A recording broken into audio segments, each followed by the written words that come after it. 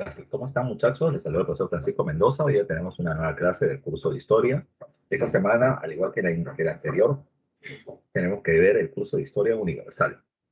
Y en esta oportunidad, como le estás viendo precisamente en la portada de la diapositiva de esta semana, tenemos que hacer un montón de temas. Tenemos que hacer Grecia, Roma y casi toda la Edad Media. Tenemos que hacer los reinos germanos, tenemos que hablar del Imperio Carolingio, tenemos que hablar del Imperio Árabe o el Islam, tenemos que hablar del Imperio Bizantino, tenemos que hablar del feudalismo y de la Guerra de las Cruzadas. Así que son 8 temas, los 2 primeros gigantes, así que hay que avanzar rápidamente. Así que como siempre se les pide muchísima atención para poder avanzar con el tema. Lo primero que tenemos que tomar en cuenta es el desarrollo de las 2 grandes civilizaciones que se van a desarrollar en la zona de Europa Occidental y que terminan siendo los padres de la cultura clásica o grecorromana, que va a terminar siendo influyente no solamente en el desarrollo del humanismo y el Renacimiento, sino también influyente en el proceso de descubrimiento y colonización de otras partes del mundo, como terminan siendo el África o el continente americano. También termina siendo la base del desarrollo y la ilustración del siglo XVIII. Así que encontramos a las 2 civilizaciones fundamentales del mundo occidental. Cuando hablamos de Grecia, recuerden que es el nombre moderno que se termina aplicando en la zona sur de la península de los Balcanes, donde actualmente se encuentra ese país. Pero si queremos hablar de la Grecia antigua, recuerden que esta civilización se le conocía con el nombre de la Hélade o los helenos. El espacio geográfico donde ellos se van a desarrollar se encuentra en los alrededores del mar Egeo. ¿Ya?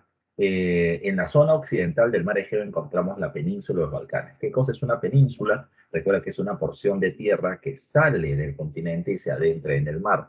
Tenemos 3 grandes penínsulas: la península ibérica, donde está España y Portugal; la península itálica, la bota donde va a estar Italia; y la península de los Balcanes, que parece una mano que se introduce en el Mediterráneo.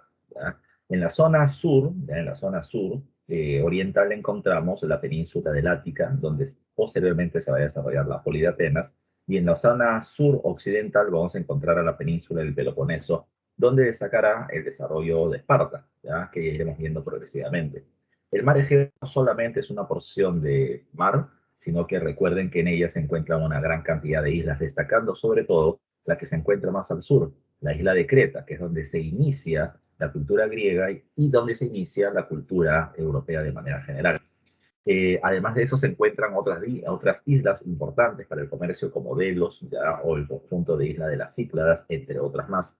En la zona oriental del mar Egeo encontramos el actual país de Turquía, y en sus costas se desarrolló lo que en Grecia era llamado con el nombre del Asia Menor, dominios que también eran parte de los territorios que le pertenecieron a Grecia. Hacia el norte de la actual Turquía se encuentra el estrecho del Bósforo o Dardanelos, que da paso al Mar Negro, otra zona de influencia comercial de Grecia en su momento. ¿Ya? En esta misma diapositiva estamos hablando de los grandes aportes que Grecia terminó dando a la humanidad, pero me vas a permitir que este tema todavía lo deje, digamos, ahí en el aire, para terminar utilizándolo luego cuando hablemos del periodo postguerras médicas, del siglo de Pericles. ¿Okay? De todas maneras, vamos a retomar a él, pero en un momento todavía. Otro dato que es importante hablar sobre Grecia es que, sobre todo en la península de los Balcanes, este territorio se va a terminar viendo cruzado por una gran cantidad de cadenas montañosas. No tan altas como los Alpes o los Andes, pero prácticamente es como si el territorio hubiese sido cruzado por parte de las garras de un pelino. ¿Ya? Un nichi, precisamente, de cordillera va a terminar generando una limitación natural, ¿ya? De los territorios donde se van a terminar desarrollando los pueblos griegos. Por eso es que cuando uno habla de Grecia, un concepto que debe tener en la cabeza es el concepto de poli. Recuerda que las polis son las ciudades-estado. Y recuerda que se le llama así porque son territorios geográficamente pequeños como una ciudad. ¿Y por qué son tan reducidos? Porque las condiciones naturales las limitan. En la región de los Balcanes, las muchas cadenas montañosas que los terminan atravesando, y en el mar Egeo, los límites precisamente de las islas en el mar. ¿Ok? Ahora, vamos a la siguiente lámina donde vamos a hablar de su desarrollo histórico. Y acá lo que encontramos es que hay 2 grandes periodos: el periodo prehelénico y el periodo helénico. Ya te explico en un momento por qué. La primera etapa de la historia de Grecia se le conoce con el nombre de la civilización del Egeo, porque se va a desarrollar precisamente, ¿ya?, en el mar Egeo y en sus alrededores. La primera etapa de la civilización del Egeo es el llamado periodo cretense. Se le llama así porque precisamente la historia va a empezar al sur, en la isla de Creta. Creta es un estado talasocrático. Creta va a terminar siendo uno de los primeros pueblos que tiene una navegación marítima de largo alcance. Ellos terminaban teniendo contacto por el mar con los fenicios y con los egipcios, a los cuales les compraba productos y absorbía logros culturales que luego difundía en los alrededores del mar Egeo, que era su zona de influencia. Recuerda que talazo significa mar, cracia viene de kratos, que significa poder. El poder de los cretenses se sustenta en el dominio del mar Egeo fundamentalmente. Eh, ¿Qué pasó? ¿Ya? ¿Qué pasó? Recuerda que en la misma isla de Creta van a haber algunos restos arqueológicos de su existencia, como los palacios de Nosos, de Agia Triada, entre otros más, ¿ya? Pero el dominio cretense va a terminar sufriendo, ¿ya?, un debilitamiento abrupto cuando desde el norte van a comenzar a producirse una primera oleada de migraciones hacia los Balcanes. El primer pueblo que llega es el pueblo de los aqueos, y los aqueos llegan distribuidos en diferentes tribus, ¿ya? Estas tribus aqueas se insertan en los Balcanes y Creta pierde una zona de influencia comercial, con la cual Creta aún no desaparece, pero se debilita, ya se debilita. Ahora, las tribus aqueas forman diferentes reinos ya independientes, pero entre ellos van a terminar formando una poderosa liga, la llamada Liga de los Aqueos en el llamado periodo micénico. La Liga Aquea ya es una alianza militar y comercial que va a terminar teniendo como primer objetivo tomar el control comercial del mar Egeo, derrotando para ello a una debilitada Creta. Y posteriormente busca tener el control del Mar Negro. Y para tener el control del Mar Negro tuvo que derrotar a un pueblo o una ciudad llamada con el nombre de Troya.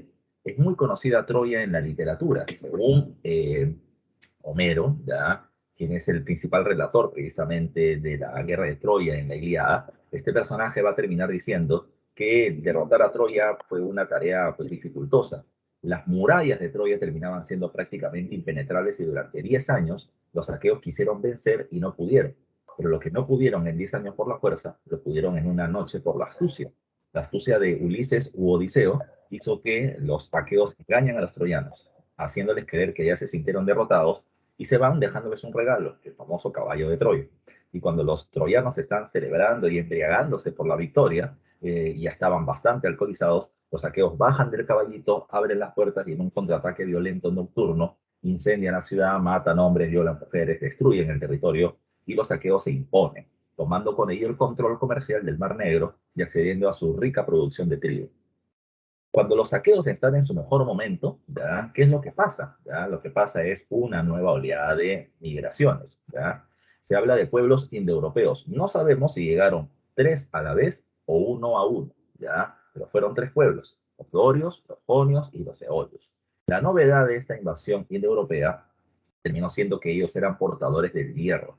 Y la tecnología de hierro superior a la tecnología de bronce le dio la victoria a estos nuevos invasores.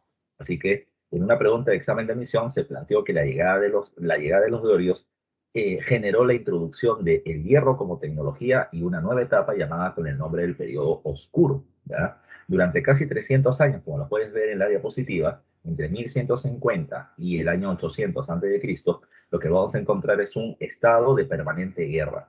Los pueblos más poderosos están buscando tomar el control de las tierras más fértiles. Y los pueblos más débiles van a ser o asesinados o esclavizados o van a tener que huir en grupos familiares para poder resistir precisamente la agresión, ¿ya? ¿Por qué se le llama periodo oscuro? Lo que pasa es que, como vimos en la primera clase, para poder reconstruir el pasado, el historiador necesita fuentes. El historiador necesita fuente documental, documento escrito, y el problema es que los indoeuropeos son ágrafos, no tienen escritura, por lo tanto no han dejado documentos de cómo se produce la invasión. Por otro lado, las constantes guerras destruyen palacios, templos, ciudades. Por tanto, no hay mucha prueba material, restos materiales, que me sirvan para poder reconstruir ese periodo. Así que los investigadores sociales están medios a oscuras cuando quieren conocer esta época. Lo que se puede llegar a entender, ya insisto, que las guerras son por recursos, por tierras fértiles que no son muy abundantes, y la guerra se paraliza en algún momento. O sea, han debido existir momentos de guerra y momentos de calma. Insisto, en el momento de guerra, ¿ya? Imagínate tú el siguiente caso, ¿no? Imagínate que terminamos siendo invadidos por parte de una potencia militar mundial, llámese Rusia, llámese China, llámese los Estados Unidos. Y termina diciendo que ellos van a terminar tomando el control de Lima y los que estén dentro de Lima en las próximas 48 horas van a terminar siendo asesinados. No te queda otra, tú no vas a esperar que el alcalde ya termine organizando a toda la población de la ciudad para huir en conjunto. No, Lo que tú vas a hacer es agarrar a tu familia más cercana y buscar dónde irte. Esos grupos familiares, así como en el mundo andino se le llama Ayllus, en Grecia se le llamaba Oikos. Y los Oikos comienzan a migrar. Pongamos que un grupo, ya, o 5, 6, 7 grupos familiares de diferentes regiones llegan, vamos a poner así, a San Juan del Urigancho, ya, San Juan del Urigancho. Bueno, cuando llegan acá no se van a pelear. ¿Sabes por qué? Porque saben que en algún momento otro pueblo poderoso va a intentar invadir San Juan del Urigancho y nosotros vamos a tener que huir cada uno por su cuenta. Entonces, lo único que hay que hacer es acá sobrevivir mientras que el conflicto no llegue a este territorio. Ahora, insisto, después de 300 años de guerra, llega un momento en que, repito, por la falta de cuenta no se puede saber muy bien, la guerra se paraliza. Evidentemente, los pueblos más poderosos ya tenían las tierras más fértiles y los más débiles ya no tienen por qué huir. En ese momento de calma, se vive una nueva etapa llamada con el nombre del periodo arcaico. El periodo arcaico es un periodo de transición. Es un periodo de transición. ¿Qué pasa en esta época? Bueno, como los pueblos más débiles ya no tienen por qué huir, van a decir, bueno, vamos a quedarnos a vivir acá, pero hay que terminar estableciendo leyes o normas de convivencia. La pregunta es, ¿y quién va a terminar haciendo esas leyes? Ante la pregunta, lo que se va a terminar planteando es algo bien simple, ¿ya? Bueno, las leyes las tendrá que hacer un dirigente, pero como son 7, 10 familias diferentes, ¿y quién va a ser el dirigente?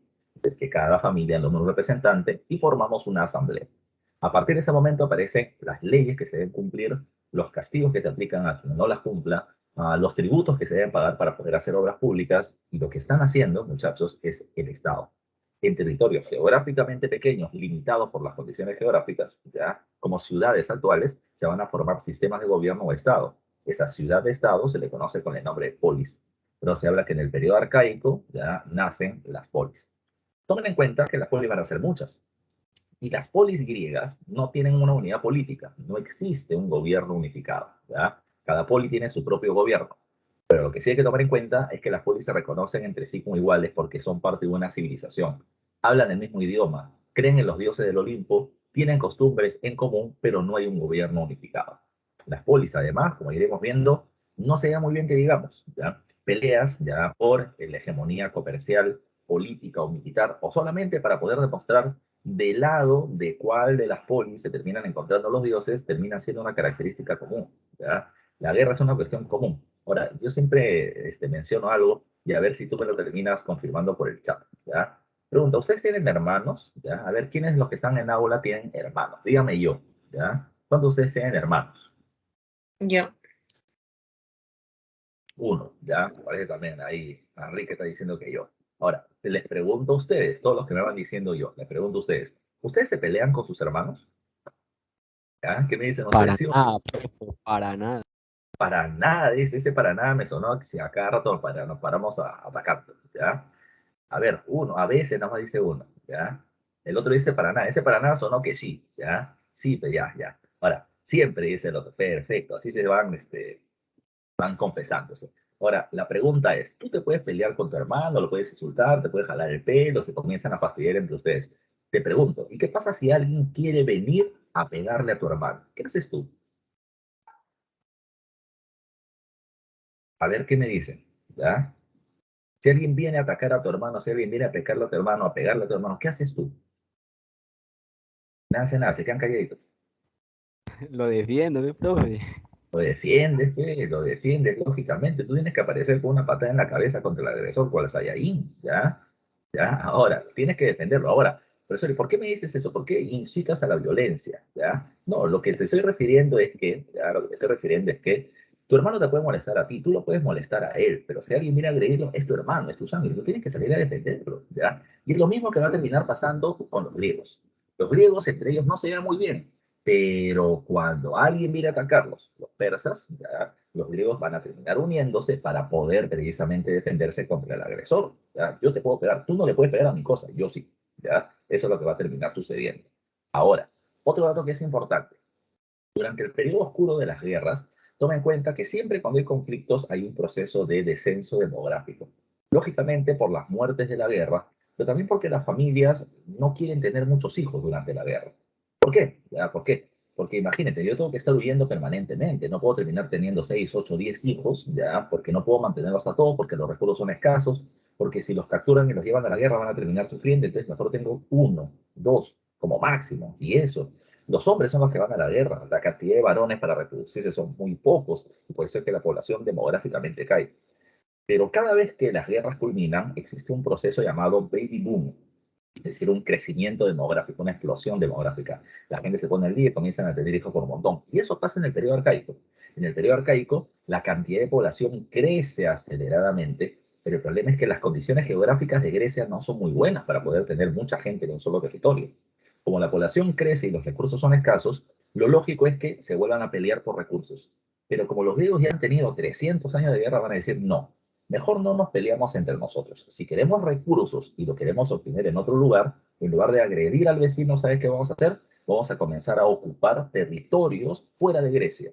Y ellos comienzan a colonizar o ocupar territorios en los alrededores del Mediterráneo, como por ejemplo se va a terminar viendo en el mapa en la zona sur de Italia. Toda esta zona de azul ya se le conoce con el nombre de la Magna Grecia y son colonias de algunas polis griegas.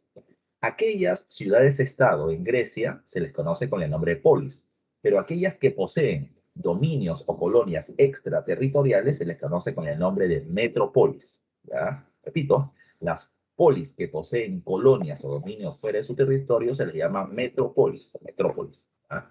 No se olviden de ello. Ahora, cuando se consolidó la formación de las polis, ya entramos a un periodo llamado como la Edad de Oro, el periodo clásico de Grecia. El periodo clásico de Grecia tiene cuatro eventos importantes. Uno, el gran desarrollo de las polis, destacando Atenas y Esparta. Dos, el periodo de las guerras contra los persas, las guerras médicas. Tres, el periodo de apogeo cultural griego, que es el siglo de Pericles. Y cuatro, termina siendo el conflicto entre griegos, que termina siendo las guerras del Peloponeso. Y eso es lo que vamos a pasar a ver en este instante. Comencemos hablando de una de las dos polis más poderosas, que es Esparta. Te recomiendo que veas la película 300. ¿Ya? En el caso de Esparta, recuerda, esta se ubica al sur de los Balcanes, península del Peloponeso, un territorio de una amplia llanura, ¿ya? Cruzada por el río Eurotas, que permite el desarrollo de la agricultura y la ganadería. A eso se le llama actividad agropecuaria. ¿Ya? Los espartanos, además, tienen una procedencia de uno de los pueblos indoeuropeos, que es el pueblo de los dorios. ¿Ya? Este es un pueblo guerrero. Cuando hablamos de Esparta, además, recuerden, todas las polis creen en los dioses del Olimpo, pero consideran que hay un dios protector principal. Para Atenas, Atenea. Para Esparta, el dios de la guerra, Ares. ¿Ya? Por otro lado, en Esparta se termina teniendo un sistema de gobierno especial, que es el esclavismo masificado. El Estado, el gobierno, es el dueño de los dos recursos más importantes, tierra y esclavos. No se olviden de eso, ¿eh? El Estado es dueño de las tierras y los esclavos. ¿Ya? En Esparta, toma en cuenta que los miembros de la nobleza venían teniendo un trato especial, pero también tenían una serie de deberes con el Estado. Insisto. ¿Qué es lo que va a terminar sucediendo? Mira tú. Eh, Cuando un niño de la nobleza, sea niño o niña, nace, recuerda tú que un supervisor del Estado va a estar presente. Y si observa que ese niño tiene algún tipo de defecto físico o mental evidente, ese niño va a terminar siendo asesinado, sacrificado, tirándolo desde el monte más alto, del trayecto. Recuerda, ¿por qué lo asesina? ¿Por qué lo asesina? Porque la lógica era esta. Los nobles van a terminar recibiendo tierras y esclavos por parte del Estado, ¿ya? Para que los mantengan. ¿Y por qué los van a mantener? Porque ellos van a servir al Estado espartano, ya sea como políticos o como militares. Pero si está con algún defecto mental o físico, no va a poder servir a Esparta. Y si no sirve a Esparta, entonces el Estado no te va a mantener. Eso se llama práctica de la eugenesia. Aquellos que tienen buenos genes o raíces viven, y aquellos que no, los matan. Los matan. Eh, si nacía niña, bueno, la niña va a terminar quedándose en su casa, su objetivo va a ser casarse, y el objetivo de casarse va a terminar siendo tener hijos. Ahora, no cualquier hijo, tiene que tener hijos sanos, guerreros para Esparta. Esa es la función de la mujer en la sociedad espartana.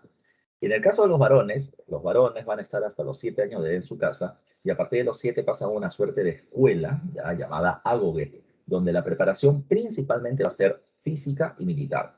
Les enseñan a pelear cuerpo a cuerpo, pelear con armas, pelear en grupo, cazar, robar, matar, sobrevivir, porque ellos van a ser los futuros militares. Su preparación comenzaba antes del amanecer y terminaba después del anochecer. Es casi un colegio internado. Y su preparación va desde los 7 hasta los 30 años. A partir de los 21 años tú podrías participar participar en batallas, ¿ya? Eras algo así como suplente, te llevaban dentro del batallón para que vayas ir adquiriendo experiencia, pero recién tu preparación culminaba a los 30 y a los 30 podías pasar a tener rangos dentro del ejército. Esos personajes que estamos hablando, repito, son los miembros de la nobleza, y la nobleza espartana tiene nombre. Se le conoce con el nombre de homoioi, ¿ya? Homoioi o espartiatas, ¿ya? De los homoiois o espartiatas nacen los ciudadanos. Otro concepto, ¿qué es un ciudadano, profe? El ciudadano es aquella persona que tiene derecho a la participación política, que puede, ¿ya? Señorita ronca, está roncando, creo. Ahí va. A ver, a ver. Repito, ya repito, el ciudadano es aquel que tiene derecho a la participación política, la participación en el gobierno, que puede elegir y ser elegido como parte del Estado. Pero, ¿qué requisito tenía o qué requisito tiene una persona en el Perú para ser considerado ciudadano? Ser mayor de 18 años, ¿ya? Y además de eso, estar mentalmente bien, ¿ya? En el caso de Esparta, te ponían 5 requisitos. Requisito uno, ser noble. Requisito 2, ser varón.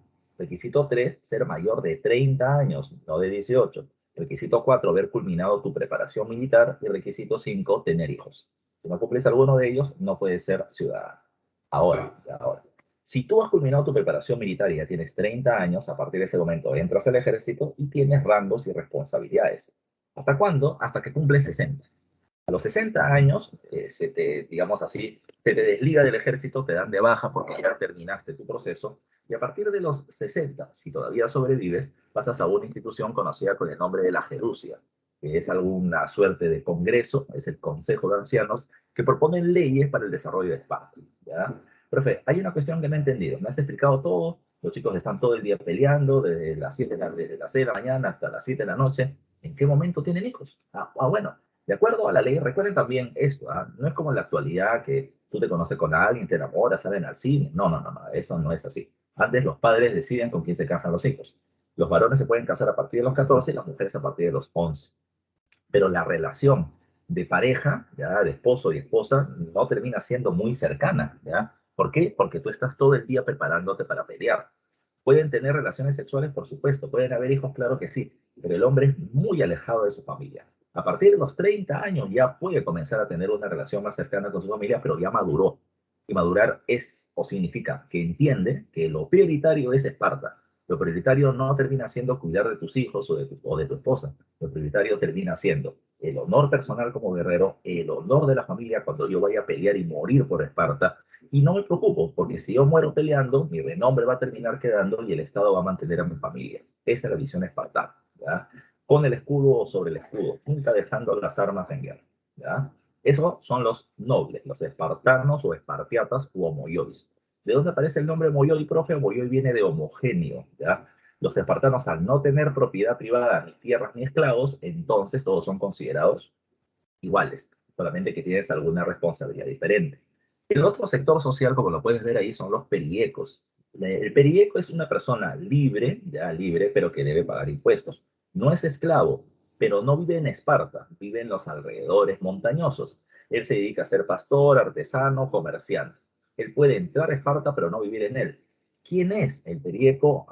Yo estoy de acuerdo con algunos autores que plantean que son espartanos que han desertado del ejército, no han querido seguir con su preparación militar y al retirarse los botan de la ciudad, le quitan el derecho a ser futuro ciudadano. Repito, puedes llegar a ver a tu familia, pero no puedes vivir ahí. Profesor, si son comerciantes, ¿pueden ser ricos? No, porque el Estado les va a terminar cobrando altos impuestos para que el comerciante no sea una amenaza para el noble o el militar. Los ilotas, ¿quiénes son? Son los esclavos. Cuando los dorios llegan, los aqueos vivían ahí y los aqueos van a ser esclavizados. Ellos son esclavos del Estado, ¿ya? Del Estado. Y el Estado, repito, los entrega en uso a los miembros de la nobleza. Otro dato que es importante. Recuerda, con todo lo que te estoy mencionando, entiende que Esparta es una sociedad aristocrática. Quienes tienen el poder son los nobles, ¿ya? Los nobles son militares y además de eso son burócratas del Estado. En la organización política, Esparta es bien aburrida, ¿ya? Esparta tiene dos reyes, una diarquía, un militar y un sacerdote. Tiene además de eso una gerucia, el Consejo de Ancianos, que propone leyes. Ahora, ustedes deben haber vivido esto, ustedes son jóvenes, ¿no? ¿Ya? ¿Cuántas veces a personas mayores, sobre todo ancianos, les han dicho, en mi tiempo las cosas eran mejor, en mi tiempo la gente sí se comportaba, ustedes no saben qué hacer con su vida? Es muy normal, ¿ya? Y eso tú también lo vas a terminar diciendo en algún momento.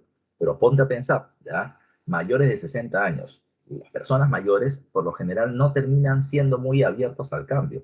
Son más conservadoras. Y si son militares, peor todavía. ¿Ya? Peor todavía. Entonces, los militares mayores de 60 años son los que van a terminar proponiendo leyes. Ellos no van a terminar siendo muy, repito, innovadores, ¿ya? Sino que van a ser más conservadores. ¿Ya? Conservar sus leyes son para mantener las tradiciones. ¿Ya?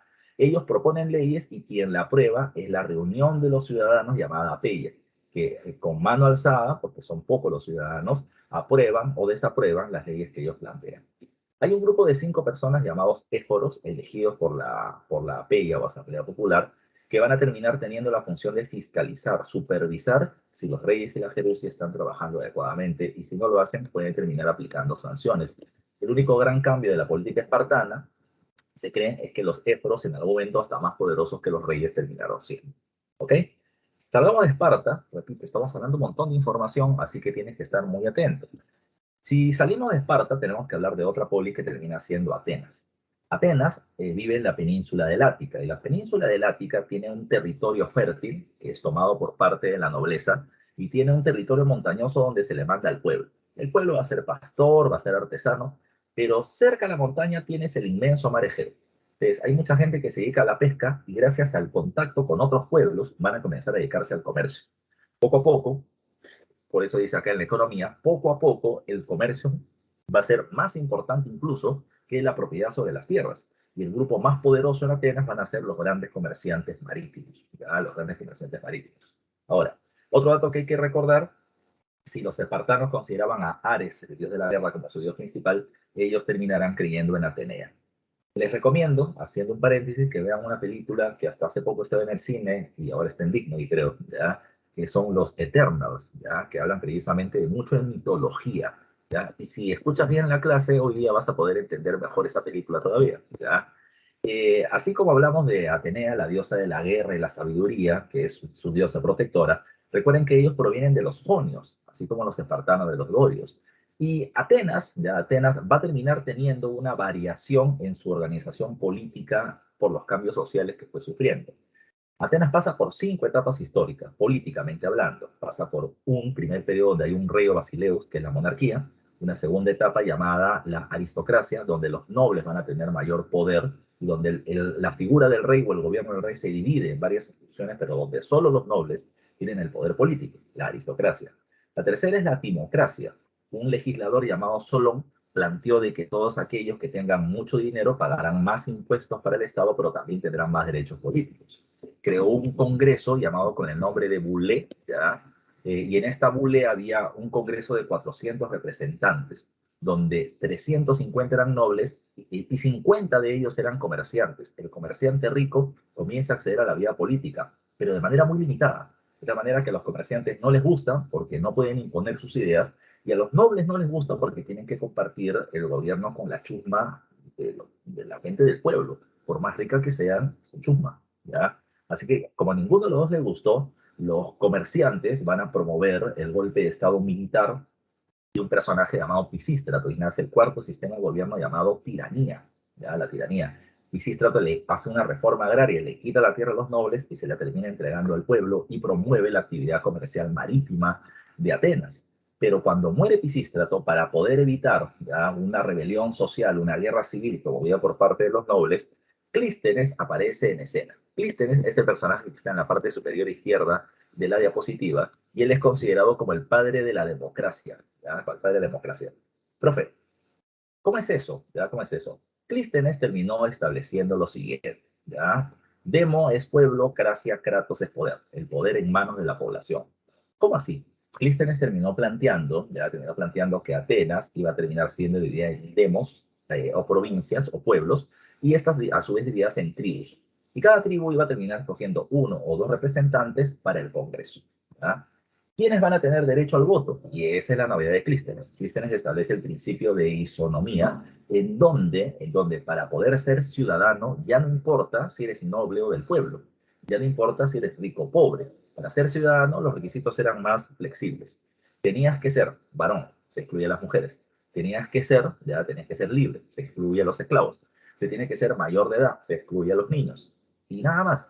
Luego de eso tenías que ser ateniense, de papás y mamá, de papá y mamá ateniense y nacido en Atenas. O sea, al único que se excluye realmente terminan siendo a los extranjeros.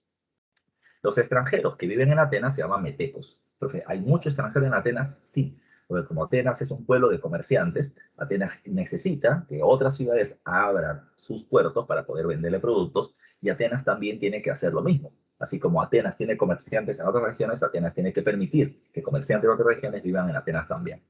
El extranjero, meteco, no, es una persona libre, ya tiene que pagar impuestos, ya no va a ser esclavizado, pero no tiene derechos políticos. No se le permite al extranjero que decida sobre el gobierno local. Como por ejemplo, un venezolano no puede terminar siendo gobernante del Perú, ¿no? ¿Ya? O un chileno o un español. ¿Ya? Ahora, ¿qué otra cosa más? Así como están los metecos, están los doblios o los esclavos, que en algunos casos son propiedad del Estado y en otros casos son propiedad de personas, son propiedad privada, a diferencia de Esparta. En la época de la democracia de Clístenes, ya hay un error, y esto escúchenlo muy bien porque luego se va a terminar subsanando con Pericles.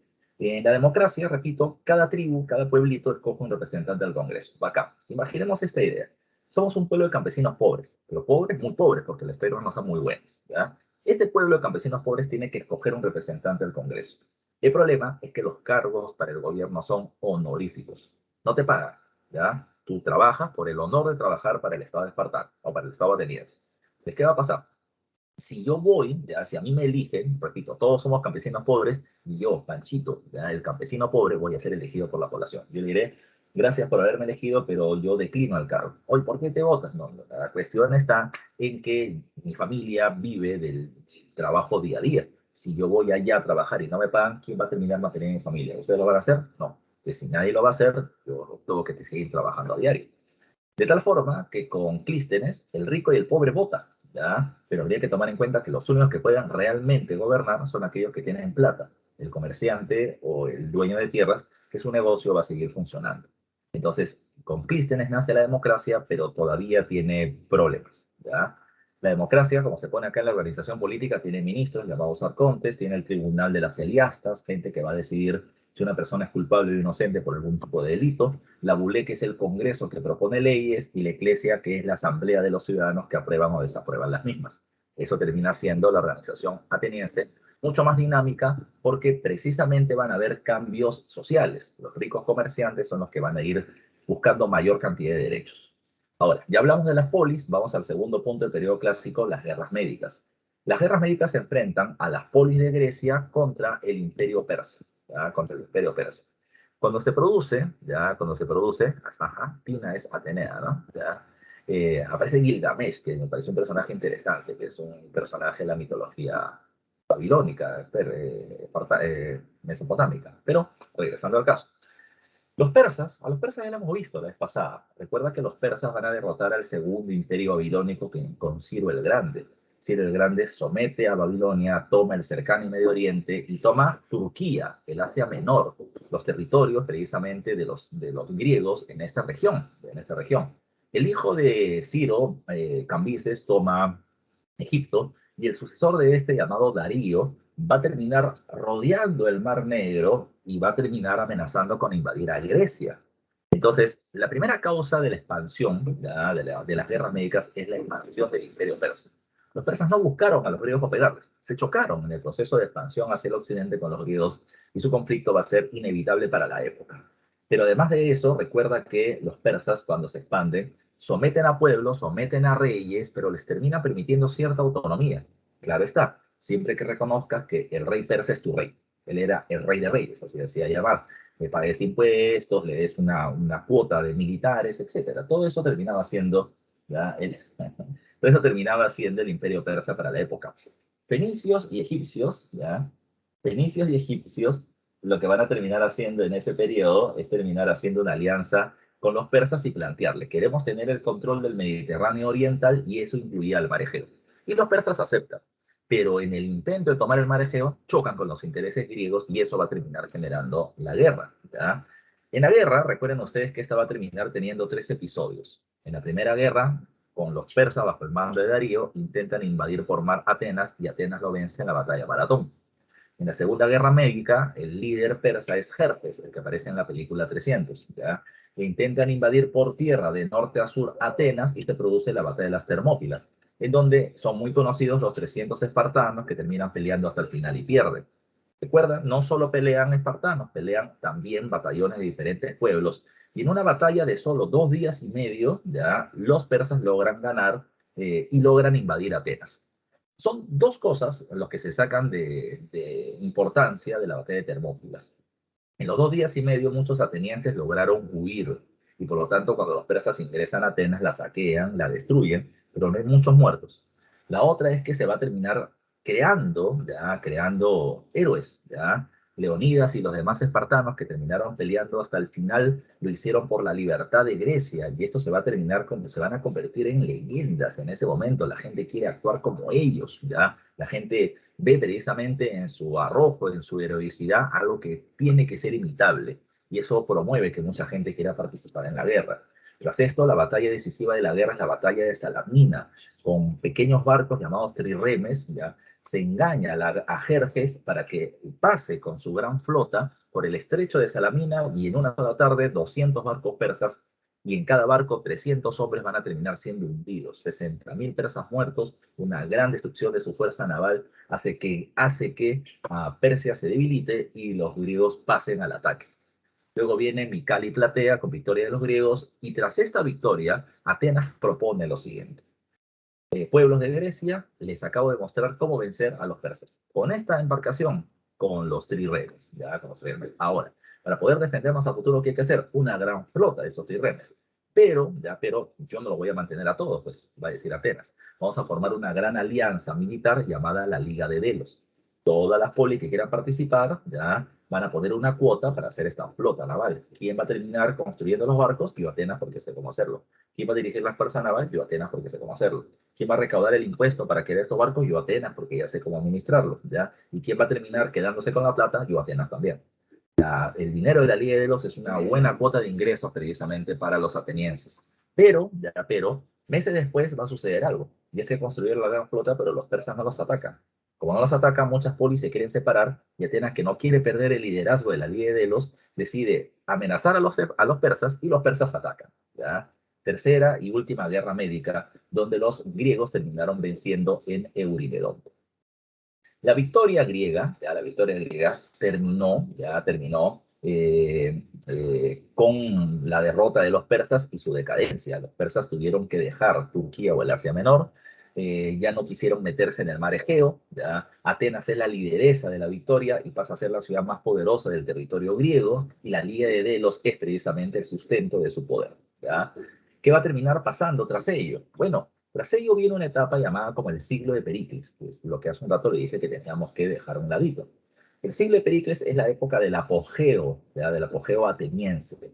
Pericles gobernó solo 14 años, pero las propuestas y las medidas que tuvo van a ser muy influyentes en la historia de Atenas y Grecia, por eso hablamos del siglo de Pericles. Pericles consolida la democracia. ¿Ya? Te dije hace un rato que Clístenes ya dijo, todos tienen derecho a votar, pero en la práctica solamente van a gobernar los ricos. ¿Qué cosa hizo Pericles? Toda persona que sea elegida para un cargo de gobierno, el gobierno les va a terminar dando un salario. De esa manera, el pobre campesino iba a tener un representante de ellos mismos en el Congreso, porque el gobierno le iba a pagar un salario para poder mantener a su familia.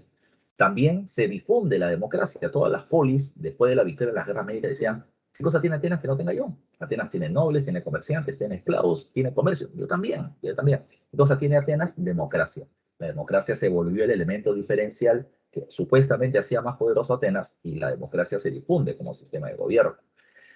Atenas crece comercialmente, construye un puerto llamado el Pireo, con la cual recibe productos de muchas polis, pero también vende productos a muchísimas polis. El comercio es su principal fuente de ingreso. Pero además, y sobre todo, Pericles va a comenzar a promover el desarrollo de la cultura y la ciencia durante ese periodo. Atenas debe ser reconstruida, así que se reconstruye la ciudad y en el monte más alto, en la Acrópolis de Atenas, se va a terminar haciendo grandes obras. El templo del Zeus Olímpico, el templo de Atenea Promachos, el templo del Erecteión, mostrando una arquitectura bellísima para ese periodo. Pero además de eso, se va a comenzar a promover la filosofía. La filosofía griega ya va a terminar naciendo en Samos, ¿ya? Ellos son llamados filósofos materialistas, espero que lo conozcas por tus clases de filosofía. Los filósofos materialistas intentaban comprender la realidad, ya intentaban comprender, disculpa, la creación de la vida, ya la creación de la vida, pero dejando de lado las creencias religiosas y las supersticiones, entendiéndola a través del uso de la razón. Ellos decían que todo cuanto existe en el universo es materia, y que la materia no se crea ni se destruye, solo se transforma. Pero ¿cuál fue la materia original? Unos decían tierra, otros agua, fuego o aire, o el apeirón, una mezcla de todo ello. Eran, repito, diferentes respuestas que intentaban ya ser racionales y materialistas. Pero luego aparecen los tres grandes, Sócrates, Platón y Aristóteles, que dicen, pero ¿por qué nos quedamos solamente en intentar entender la creación? ¿Por qué no intentamos entender todo? ¿Ya? Porque todo puede ser comprendido, la economía, la filosofía, el gobierno, la moral, la ética, los valores, las virtudes, todo puede ser comprendido a través de la razón y los filósofos van a terminar siendo importantísimos porque van a influir sobre otras áreas del conocimiento. Heródoto, considerado como el padre de la historia, el primer historiador, analiza en su libro, Los 9 libros de historia, las guerras médicas. Antes de Heródoto, y esto ya lo hemos hablado la vez pasada, antes de Heródoto, recuerden que los griegos le ganan a los persas porque los dioses griegos son más poderosos que los dioses persas. Esa era la respuesta. Heródoto dice, no, dejemos de lado la religión, como dice la filosofía, y entendamos lo que ha pasado. ¿Qué pasa en una guerra? Hay batallas. Entonces gana el que tenga mejor estrategia. Lo que analiza Heródoto son las estrategias griegas que permiten vencer a los persas. Segundo, los persas son muchos más, pero obligados a pelear por un rey tiránico. En cambio, los griegos, ¿por qué ganan si son tan pocos? Porque ellos terminan peleando por el impulso de mantener su libertad. Entonces, intenta comprender racionalmente un hecho como este. Hipócrates, padre de la medicina, antes tú te morías de la noche a la mañana, brujería. A partir de Hipócrates, ya, si alguien se muere de la noche a la mañana es porque hay que terminar analizándolo. Así que los cuerpos van a ser abiertos para analizarlos internamente y va a ver de que muchos tienen problemas gastrointestinales. Y así por el estilo, ¿ya? Así por el estilo. Entonces, la ciencia, ya la razón filosófica va a comenzar a influenciar en el área de conocimiento como la literatura, la escultura, la escultura. La escultura aparece, por ejemplo, ¿qué cosa? Aparece la búsqueda de la belleza del cuerpo humano, la belleza ideal. La belleza ideal no es femenina, es masculina. Y una belleza masculina, recuerden, tiene tres características. El triángulo masculino, espalda ancha, cintura delgada. ¿Ya? Segundo, termina siendo un cuerpo esbelto, pero con algunos músculos tonificados como pectorales y bíceps. ¿Ya? Y la otra es que debe tener un pene pequeño. ¿Ya? La pregunta es ¿por qué? Porque el pene más grande estaba ligado a la testosterona, estaba ligado precisamente a la agresividad, a la fuerza, a la guerra, a la violencia. Entonces, mientras más violento, mientras más testosterona, menos racional.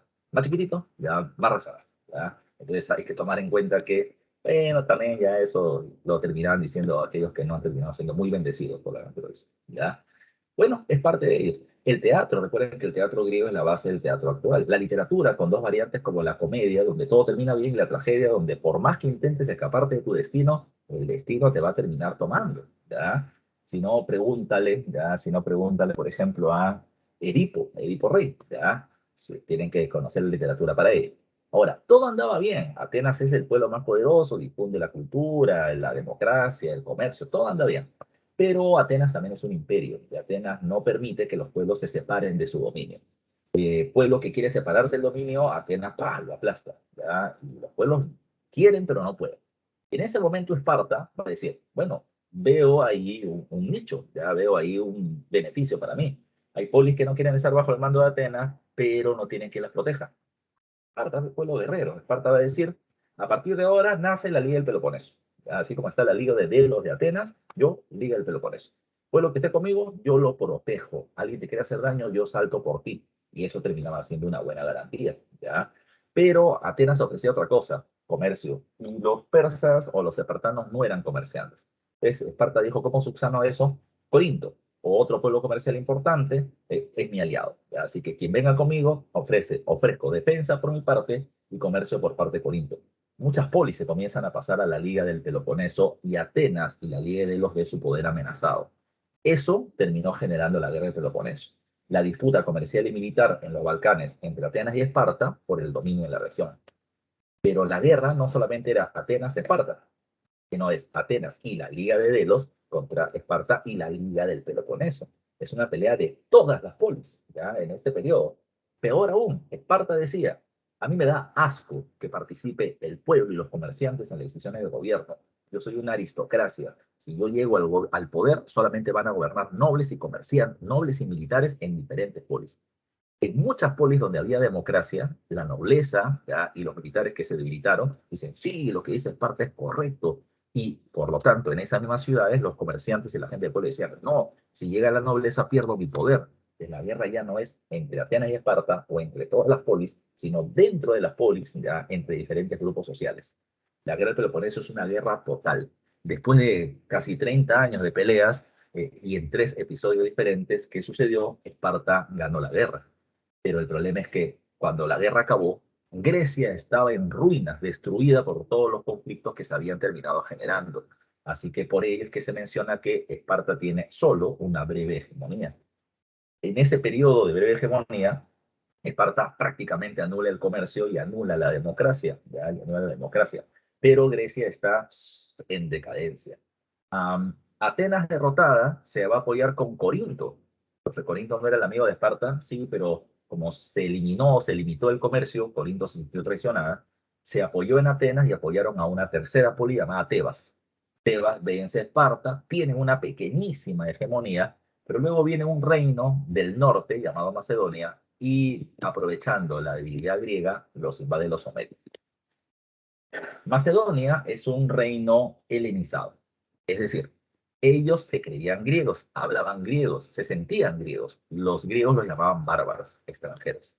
El rey Filipo II, de Macedonia, había terminado recogiendo una gran cantidad de artistas, científicos, intelectuales, que estaban huyendo de las guerras del Peloponeso y los recibe en Macedonia, entre ellos Aristóteles, ya que se va a convertir en asesor político y además de eso en profesor de la nobleza. Aristóteles le dice que Grecia es un diamante en bruto, tiene un gran potencial de desarrollo, su problema es su fractura. Pero si alguien los logra unir, a Grecia no la para nadie, y ese alguien puede ser tú, Filipo. Con eso, Filipo II invade Grecia, somete a las polis debilitadas y las une bajo su mando. Por primera vez Grecia se unifica, Grecia se unifica por una invasión externa. Pero Aristóteles le hace entender a Filipo, ten cuidado, los griegos odian perder su libertad y te van a odiar, pero hay algo que los griegos odian más, a los persas por haber influenciado en su historia. Entonces, Filipo creó una alianza llamada la Liga de Corinto contra los persas, pero no la va a terminar logrando llevar a la práctica para hacer una guerra contra ellos porque se muere. Cuando muere Filipo, entra su hijo Alejandro Magno, a los 18 años al mando del dominio de Macedonia.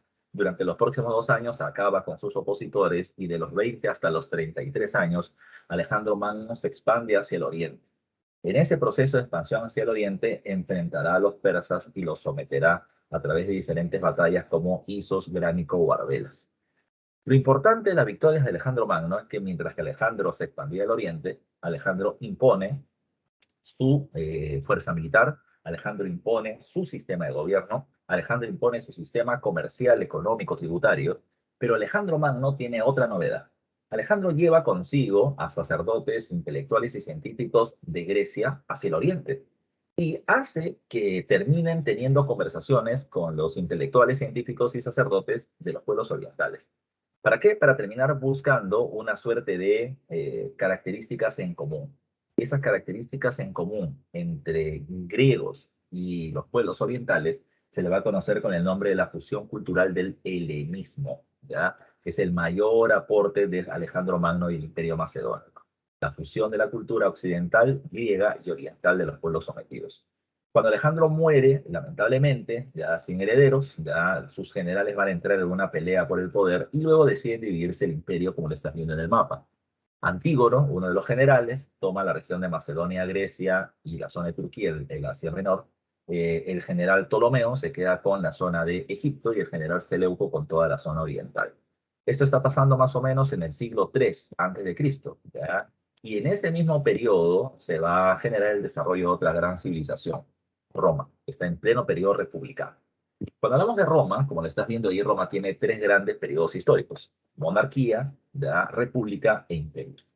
Se llama monarquía la época donde gobernaron los reyes y los reyes de Roma terminaron siendo 7, divididos en 2 dinastías. ¿Ya?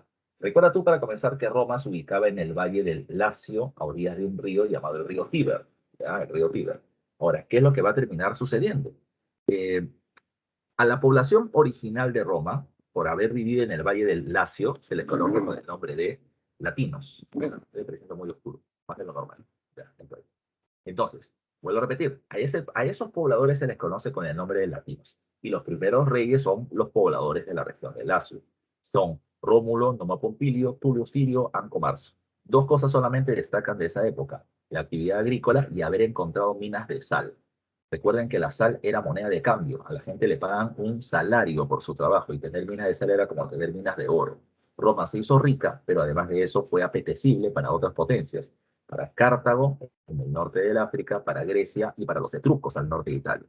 Los etruscos los someten y los invaden. Tarquino Prisco, Servio Tulio y Tarquino el Soberbio van a ser los próximos tres reyes. El primero saca a los latinos del gobierno monárquico, el segundo cobra impuestos a los nobles romanos latinos llamados patricios, y el tercero, Tarquino el Soberbio, es la época del apogeo de la monarquía. Más victorias, más guerra, más riqueza, más poder, más expansión. Pero el problema de esa época es que él no hace caso para nada al Senado, al Congreso que estaba conformado por los latinos, por la población de la nobleza romana. Como los romanos, los patricios, se sintieron desplazados, no tomados en cuenta para ninguna decisión, entonces ellos dieron un golpe de Estado. El presidente del Senado, Junio Bruto, sacó del gobierno a Tarquinio el Soberbio y creó un nuevo sistema de gobierno llamado la República. Monarquía, ¿qué significa? Mono, uno, arquía, gobierno. La monarquía significa de que el gobierno depende de las decisiones de una persona. La república viene de dos voces: res publicus, res es cosa, publicus del pueblo. La república significa, ya significa de que las decisiones del gobierno son dadas por parte del pueblo a través de diferentes instituciones. El poder se divide y personas, varias personas van a participar de las decisiones del poder. Ahora, la sociedad. La sociedad romana en realidad va a sufrir una serie de cambios en el paso del tiempo, pero hay algunas cosas que no cambian mucho. A la cabeza de la sociedad están los nobles. Y la nobleza, terrateniente, descendiente de los fundadores de la ciudad de Roma, se les conoce con el nombre de patricios. Los patricios eran dueños de tierras y esclavos, ya, además de eso que gozaban de todos sus derechos jurídicos y políticos. El otro grupo son los plebeyos, gente que no es esclava, son libres, pero tienen que pagar impuestos, ¿ya? Ellos no tienen derechos, son la principal mano de obra, ¿ya? Son la principal mano de obra y los únicos que pagan impuestos durante la época de la monarquía. Pero en la época de la República, ellos van a ir progresivamente consiguiendo sus derechos en base a una serie de conflictos que ya veremos. El otro grupo es el cliente. ¿Sabes quién es el cliente? Es el plebeyo que se cree pituco, ¿ya? Es el plebeyo que no quiere vivir en su barrio, pues, porque, escucha, ¿qué hago yo viviendo en Villa María del Triunfo? Pues yo quiero vivir en San Isidro, yo quiero vivir en La Molina, pero como no tengo plata, entonces, ¿qué voy a hacer? Me convierto en sirviente de alguien que sí vive ahí, ¿ya? Ese es el cliente. El cliente termina siendo un plebeyo pitucado. Es un plebeyo que termina viviendo como sirviente o como protegido de un patricio, pero no termina siendo parte de ese grupo, ¿ya? Por otro lado, terminamos teniendo a los esclavos que no son los de un programa famoso de YouTube, sino que los esclavos terminan siendo, ya los esclavos terminan siendo, como dice ahí, mercancías. Pueden ser asesinados, pueden ser vendidos, pueden ser comercializados. Los esclavos en la época de la monarquía son muy pocos. En la república, en el imperio, se multiplican, ¿ya? Producto de las múltiples guerras que va a terminar teniendo Roma, ¿ya? Así que no te olvides, ¿no? Los esclavos no son ahí Alonso, no son el cojo ni nada por el estilo. Vámonos a la siguiente etapa, ¿ya? Ahora, cuando hablamos de la República, muchachos y muchachas, hay que tomar en cuenta otros elementos más, ¿ya? Otros elementos más. Cuando hablamos de la República, ¿ya? Cuando hablamos de la República, recuerda tú que el poder está dividido en instituciones. ¿Y cuáles son las instituciones más importantes del gobierno? El Senado y los comicios o asambleas. El Senado es como el Congreso, conformado únicamente por miembros de la nobleza. Ellos proponen leyes y las asambleas son las que van a aprobar o desaprobar. Ellos asesoran a los magistrados, a los cónsules, ya en tomar decisiones del gobierno, porque son la gente poderosa. Ellos van a buscar beneficios para sus intereses comerciales particulares y los intereses de Estado. Ven el tema de la diplomacia, las relaciones con otros pueblos, pero repito, son muy influyentes en las decisiones del poder. Por otro lado, tienes a las asambleas o comicios, que fueron tres, que fueron surgiendo progresivamente. La asamblea curial, cuando ya estaban las tres existiendo, era conformada por los patricios y veía temas de religión. La asamblea centurial era de patricios y plebeyos y veía temas militares. Mientras que la asamblea tribal era la de los plebeyos y veían temas de leyes. Repito, ¿ya? Ellos son la Asamblea de Ciudadanos que aprueban o desaprueban, ¿ya?, las propuestas del Senado, ¿ya?, y de los magistrados. Además, escogen a los magistrados para sus funciones. ¿Quién es un magistrado? Es un funcionario del Estado con una tarea específica, ¿ya? En la cabeza de los magistrados encuentras al cónsul. Los cónsules terminan siendo los jefes militares y políticos del Estado durante los 300 primeros años de la historia de la República. Profe, ahí dice que son dos. Sí, son dos. Profe, ¿por qué no solamente una persona como dirigente militar? Es que si a una persona le hace el poder militar, puede dar un golpe de Estado y convertirse en rey. Y para evitar ello es que se tuvieron a dos personas. Si uno quiere dar golpe de Estado, el otro lo termina frenando. Era la lógica. Además, Roma es un pueblo que vive de la guerra. De la guerra obtiene territorios, esclavos, tributos, riquezas nuevas, ¿ya? Y si hay dos jefes militares, más guerras y más expansión para Roma. Esa era la lógica. Los magistrados tienen cargos que solamente duran un año, nada más, ¿ya? Pero el cargo puede terminar siendo renovable si la gente los elige y se pueden reelegir las veces que quieran, en realidad, siempre y cuando hagan bien su chamba. Los cónsules tienen que hacer muchas guerras, ganar muchas riquezas y la gente los seguirá eligiendo. El censor hace censos, o sea, los conteos de la población y los recursos que se tienen, recogen datos para poder tomar medidas de gobierno. El cuestor va a terminar siendo el que cobra los tributos y administra el dinero del Estado. El pretor es el que administra política y jurídicamente las provincias. El edil es el alcalde de las civitas o ciudades. El tribuno o tribuno de la plebe es el defensor de los plebeyos ante el Estado.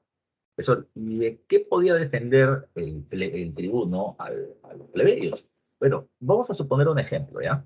Supongamos que el cuestor, que es el que ve el tema de dinero, termina diciendo, a partir de ahora, todas aquellas personas que ganen menos de 1.000 soles mensuales en Roma o en el Perú van a tener que pagar el 10% de sus ingresos como impuestos, ¿ya? Pero eso, ¿por qué lo dices así? Porque hay que tomar en cuenta que los que ganan menos de 1.000 soles mensuales son la gente del pueblo, ¿ya? Entonces, en la época romana, esa ley, ese impuesto estaría directamente contra los plebeyos. Y por lo tanto, el tribuno va a decir, ajá, esta ley, ¿por qué afecta solo al plebeyo? ¿Por qué no afecta a todos? Si afecta al plebeyo, entonces yo voy a salir en su defensa. ¿Cómo defiende el tribuno de la plebe, ya, a los plebeyos de otros magistrados? Con un poder especial llamado con el nombre del derecho al veto. ¿Qué es el derecho al veto? Él puede vetar o eliminar cualquier medida de los magistrados que afecte a los plebeyos. No te olvides tú.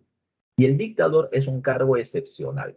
Es decir, no siempre hay dictadores en Roma. Además, se evitaba intentar tener dictadores. El dictador es una persona que durante un lapso de 6 meses ya se le va a otorgar todos los poderes del Estado por parte del Senado. La pregunta es, ¿y por qué? Bueno, se le otorga cuando Roma se encuentra en un estado de grave crisis. ¿Qué puedes entender por grave crisis? Una rebelión externa muy violenta o interna muy violenta o una agresión externa muy agresiva. Es decir, cuando hay una guerra, ¿qué es lo que va a terminar pasando? El Senado propone declarar la guerra a tal pueblo. La Asamblea Centurial se va a reunir y van a terminar haciendo un proyecto de una guerra. El cónsul va a terminar diciendo, a ver, vamos a leer el documento, no me gusta, se la devuelvo al comicio, a la Asamblea Centurial, y así se va demorando el proceso. Hay momentos, decían los romanos, en que se puede terminar discutiendo mucho y tomando una decisión adecuada, pero también hay momentos en que se necesitan soluciones rápidas. Así que el sistema de gobierno hace lento las decisiones y nos perjudica. Ese momento de extrema crisis, el Senado se cierra, todas las magistraturas y las asambleas se dejan de lado, solo el único que funciona es el pretor.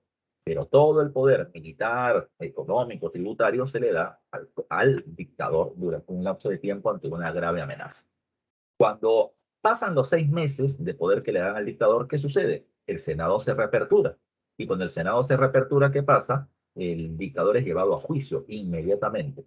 Solamente se hace una pregunta, ¿ganó o perdió para lo que terminó siendo convocado? Si ganó, se le hacen estatuas en su honor por la victoria. Si no ganó, la pregunta es ¿por qué no? Bueno, no ganó porque el pueblo que está enfrentando es muy complicado, pero si tienen grandes avances, 6 meses más como dictador. Si no ganó porque es un inepto, lo matan. Así de radical terminaba siendo la situación en Roma. Imagínate si en el Perú matáramos a funcionarios por ineptos. Uy, nos quedaríamos sin gobernantes, ¿ya? Pero bueno, es lo que pasaba. Ahora, eso es el sistema de gobierno. El otro punto a tomar en cuenta es esto, pregunta examen de admisión general del 2016 y varias veces pregunta de la PRE.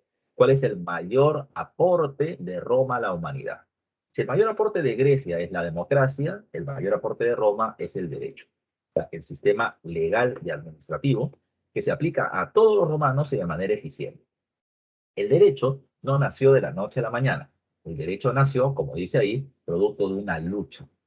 Los plebeyos van a comenzar a buscar más derechos ante los patricios. Y como no se los quisieron otorgar, pues comenzaron las protestas, luchas, huelgas, enfrentamientos, guerras civiles para poder conseguir ese beneficio. Toma en cuenta que los plebeyos son de dos tipos. Tienes el plebeyo pobre, agricultor, pastor, pescador, artesano, y tienes al plebeyo rico, que son los comerciantes. Y acá se produce algo. En Roma la cuestión era fácil. Tienes una deuda, no lo pagas, esclavo. ¿Ya? Así, ahí llegaba la situación. Pero muchos de los plebeyos, que eran campesinos, mano de obra de las tierras de los patricios, ¿qué hacían ellos? Se prestaban plata del noble, cultivaban sus tierras, la cosecha la vendían y pagaban su deuda. Hubo una época de sequías, no pudieron pagar la deuda y los esclavizaron. Los plebeyos van a decir, aguanta, no te quiero pagar no porque no quieran, sino porque no hay cosecha, hay sequías. Luego te pagaré. No, no, no, no, no. La ley dice, me ampara, que te puede esclavizar y te esclavizo. Es ahí donde los plebeyos se molestaron. Y los plebeyos ricos aprovecharon el momento y les dijeron, vámonos de acá. Oye, noble, o le cobran las deudas que se tienen después, o nos vamos. Váyanse, pues, ¿por qué me amenazan? ¿Quiénes son ustedes para amenazar? Toditos los plebeyos se fueron al monte Aventino o al monte Sacro. Durante un año se fueron a vivir fuera de Roma. Y los nobles tuvieron que pedirle perdón y que regresen, por favor. Pues, ¿y por qué? ¿Ya? Los nobles tuvieron que hacer eso. Porque los plebeyos son la principal mano de obra en las tierras de los nobles, porque los plebeyos son los que pagan impuestos y porque los plebeyos se fueron debiendo de plata. Por eso es que dijeron, mejor regresamos. ¿Ya? Ahora, cuando pasó todo ello, ¿ya? Cuando pasó todo ello, los plebeyos se les pide que regresen y regresan, pero bajo dos condiciones. La deuda que tenía no la voy a pagar en este caso, ¿ya? Pero para futuras deudas no me vas a esclavizar por no pagar una deuda. Es lo que se propuso. Lo segundo, que necesitamos representantes, personas que nos defiendan ante el Estado, y nace el concepto del tribuno de la plebe. El plebeyo rico se va a convertir en el líder de los plebeyos pobres para poder defender sus intereses. Poco a poco, ya los plebeyos se fueron dando cuenta de que si meten presión pueden conseguir derechos, y por eso las pugnas que se van a producir. Entre los derechos que van a conseguir está la ley Publilia, por el cual los mismos plebeyos pueden escoger al tribuno de la plebe, la ley de las 12 tablas, donde se establece que si bien hay diferencias económicas entre nobles ricos y plebeyos pobres, la ley los tiene que tratar a todos por igual, la igualdad jurídica, sin importar tu condición socioeconómica. La ley Canulei establecía que el noble y el plebeyo pueden casarse, pero ten cuidado, una cosa es la ley y otra cosa es el espíritu de la ley, lo que la ley busca. Lo que la ley buscaba con la ley Canulei es que el noble se case con la hija del rico comerciante. ¿Qué cosa quiere el noble del comerciante? Su plata. ¿Qué cosa quiere el comerciante del noble? Que él es senador y puede terminar haciendo leyes a favor de mi comercio. Que es enriquecerte a costa mía, haz leyes a favor del comercio. Y de esta manera la situación va a ir cambiando. ¿Ya? Interesante. Estos dos grupos, el noble y el comerciante, que antes se peleaban, ahora son familia. ¿Ya? Son familia. Y van a buscar un beneficio mutuo.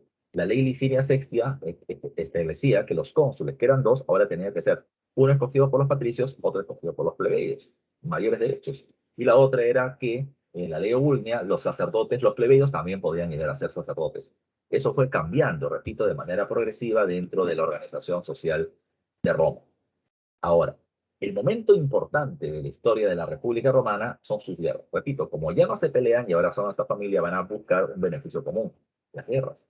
Ellos van a decir, producto de las guerras que vamos a tener, tierras y esclavos producto de la expansión que los nobles lo van a terminar teniendo. Y que van a ganar los otros, los comerciantes, los lugares donde vamos a conquistar para poder vender nuestros productos. De esa manera comienzan las grandes guerras. La primera es la guerra samnita, en donde toman el control del centro de la península itálica, y luego vienen las guerras pírricas, donde van a derrotar a la Magna Grecia y toman en el sur y toman toda la península itálica. Tras esto viene la principal de las guerras de la historia romana, las guerras púnicas, las guerras púnicas. Roma ve como al frente, en el África, un pueblo llamado Cartago tiene el control comercial del Mediterráneo occidental. Y Roma también quiere tenerlo, ¿ves? Así que una guerra entre Roma y Cartago fue inevitable por el Mediterráneo occidental. En la primera guerra, Roma le quita islas, Sicilia, Córcega y Cerdeña, a los cartagineses. En la segunda, Cartago ataca por tierra de norte a sur, cruzando los Alpes, bajo la dirección de Aníbal, e invade el territorio de la península itálica, y los romanos respondieron con Escipión el africano, atacando Cartago y derrotándolos en la batalla de Zama. Producto de esta victoria, Cartago alcanza Roma alcanza su mejor momento. Le quita a los cartagineses sus barcos de guerra y comerciales y se convierte en la mayor potencia del Mediterráneo occidental. A continuación, Roma dice, pero ¿por qué nos quedamos acá? Vamos a seguir creciendo, expandámonos hacia el oriente. Roma va a terminar teniendo el control de Macedonia, Grecia, Turquía y Siria. Está prácticamente rodeando el territorio del Mediterráneo y tuvo que frenar su guerra porque Cartago estaba resucitando comercialmente y había que destruirle en la Tercera Guerra Pública. Sin duda, Roma había alcanzado su mejor momento, ¿ya? Pero hay que tomar en cuenta que producto de la expansión hay consecuencias. Primera consecuencia, el Estado se hace dueño de tierras y esclavos, y estas pasan a manos de los nobles patricios. Los nobles se hacen muy ricos en base a eso. El mar Mediterráneo ahora estaba dentro de los dominios de Roma y pasan a llamarlo el Mare Nostrum, nuestro mar, prácticamente nuestra piscina, y es la principal ruta comercial de los ricos comerciantes. Los ricos comerciantes hasta nobles se hacen, y hasta nobles se hacen. Pero si te das cuenta, los ricos se hicieron más ricos, los nobles y los comerciantes se hicieron más ricos que nunca. Pero el problema fueron los pobres. Las guerras hacia el oriente eran cada vez más lejanas, cada vez más duraderas, y quienes iban a pelear, los campesinos llevados a pelear. Y cuando los campesinos regresaban después de 1 año, 2 años, 7 años de batallas, cuando regresaban a sus tierras, ¿quién las había cultivado? Nadie. Habían perdido productividad y los pobres reclamaban. Y es ahí donde se reclama la mala distribución de las riquezas de las conquistas. En el Senado, y esa ha sido pregunta de examen de admisión, en el Senado ahora hay dos partidos políticos. El partido senatorial dirigido por los patricios nobles antiguos, los optimates. Y por otro lado está el partido popular de los plebeyos ennoblecidos llamados nobilitas. Los nobilitas quieren reformas en el gobierno, los optimates no quieren.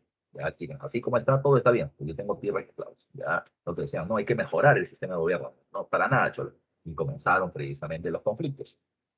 Entre estos conflictos están los hermanos Graco.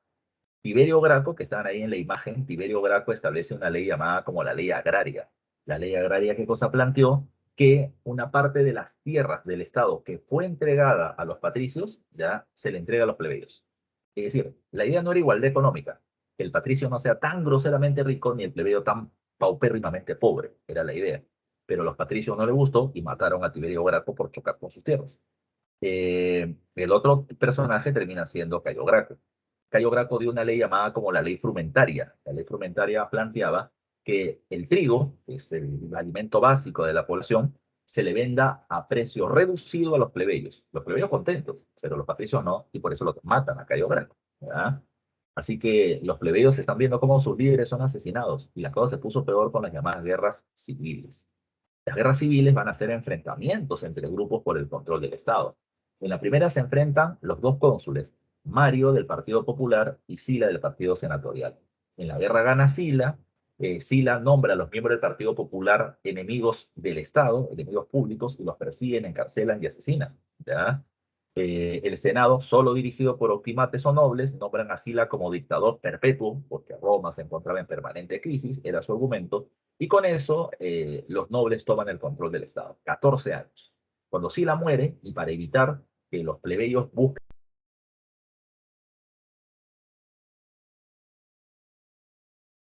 entre caudillos militares, ¿ya? Para poder evitar, decían ellos, continuar con las guerras civiles. Julio César era miembro del Partido Popular, Pompeyo del Senatorial de los Nobles, y Craso era un rico comerciante, el hombre más rico de Roma. Su negocio era vender esclavos. Él derrotó a la rebelión de Espartaco y a los esclavos los vendió, y se hizo muy rico con eso. Pero la idea era evitar una guerra civil. Problema, Craso se muere por ambicioso, Pompeyo le regala a Julio César las tierras de las Galias o Francia, que ha peleado durante los próximos 12 años, pero Julio César no le gustó porque Pompeyo se iba a quedar con todo el territorio romano, ¿ya? Lo que le incluía el sur de España, el norte del África, Macedonia, Grecia, etc. Julio César hizo la guerra a Pompeyo en la Segunda Guerra Civil. Pompeyo huyó a Egipto y los egipcios lo asesinaron, ¿ya? Con ese pretexto, Julio César invade Egipto, porque por más que sea mi enemigo, Pompeyo era un gobernante de Roma. Pero Julio César se enamora de Cleopatra, le hace un hijo, así que al final hay una suerte de convivencia con Cleopatra para poder tener el control de Egipto, pero no hay un dominio directo sobre el mismo. Julio César iba concentrando poderes en sus manos y dentro del Senado, el grupo del partido senatorial consideraba de que Julio César era una amenaza. Estaba concentrando tantos poderes de que él se quería convertir en rey. y por lo tanto la república se encuentra amenazada y lo mataron a Julio César. La muerte de Julio César puso como loco a los plebeyos. Los plebeyos dijeron, a ver, acaban de matar a Julio César del Partido Popular. Luego, antes mataron a Mario del Partido Popular. Antes mataron a los hermanos Graco del Partido Popular. O sea, no puedo tener ningún líder bueno que defienda mis intereses porque los patricios lo van a terminar matando. ¿Ya? Entonces, ante eso, lo que va a terminar pasando es que los plebeyos dijeron, bueno, pues si los patricios quieren matar a los plebeyos, hay que matar a todos los patricios, ¿no? Así de bravos se pusieron. Y los patricios dijeron, no te molestes, Cholo, no te molestes. Quien ha matado a Julio César con ese grupo de senadores patricios, ellos tienen la culpa. ¿Qué hay que hacer? Vamos a unirlos y vamos a matarlos entre todos. Los persiguieron y los mataron. Hay una vieja frase romana, muerto el perro se acaba la rabia. ¿Ya? Con eso le dieron precisamente su derecho de venganza a los plebeyos matando a esos senadores. Son más de 30 senadores que mataron a Julio César. Y para calmar a la gente, el segundo triunvirato va a estar conformado por gente cercana a Julio César. Su general Marco Antonio, su sobrino Octavio y su jefe diplomático Lepiro. Ese fue el segundo triunvirato para evitar el retorno de una guerra civil, pero no duró mucho tiempo. ¿Ya? Julio César, Marco Antonio se fue a proteger a Cleopatra y el hijo que ella tuvo con Julio César, llamado Cesarión, pero al final se enamoró de ella, se quedó con ella, le hizo más hijos y ya no peleaba en las conquistas de Oriente que le correspondían. Lépido tenía que conquistar África, pues él era jefe diplomático, no le interesaba la guerra. El único que estaba peleando y realizando conquistas para Roma era Octavio. Y como Octavio era muy reconocido en el gobierno, Octavio dijo, bueno, voy a pasar a gobernar. ¿Ya? Octavio le dijo al Senado, tengo una noticia. Julio, Marco Antonio está preparando tropas egipcias de Cleopatra para invadirnos a nosotros. ¿Qué hay que hacer? Deme a mí la tarea de acabar con Marco Antonio. El Senado dijo, no creo, no creo. Te damos la tarea de ir a ver qué es lo que está pasando en Egipto. ¿Ya? Y con lo que tú me des en tu informe ya sabremos qué hacer. A Octavio le importó poco. Se fue a Egipto, mató a Marco Antonio en la batalla de Accio y Cleopatra, antes de ser capturada, se suicidó. Cuando Octavio regresa a Roma, Octavio va a terminar llegando con un discurso. Toda esta crisis que yo te estoy mencionando en Roma tiene una causal, la división ya de los cargos de gobierno entre muchas personas. ¿Qué hay que hacer entonces? Para evitar los conflictos, que los poderes terminen cayendo en manos de uno, del ciudadano número uno, el más preocupado por el desarrollo de Roma, el princeps. Y ese princeps tiene que ser yo. ¿Ya? Octavio se proclamó princeps, ¿ya? El ciudadano número uno, ¿ya? El encargado de gobierno. ¿Ya? Año 31 a.C. Año 29 a.C., 2 años después, él se termina proclamando imperatore, emperador, el jefe máximo de las fuerzas supremas de toda Roma. Y ahí comienza el Imperio Romano. Y en el año 27 a.C. se proclama Augusto. Augusto significa semidios. Con eso tiene el poder político, militar y religioso en sus manos. Y Octavio o Augusto pasa a ser el primer emperador de Roma.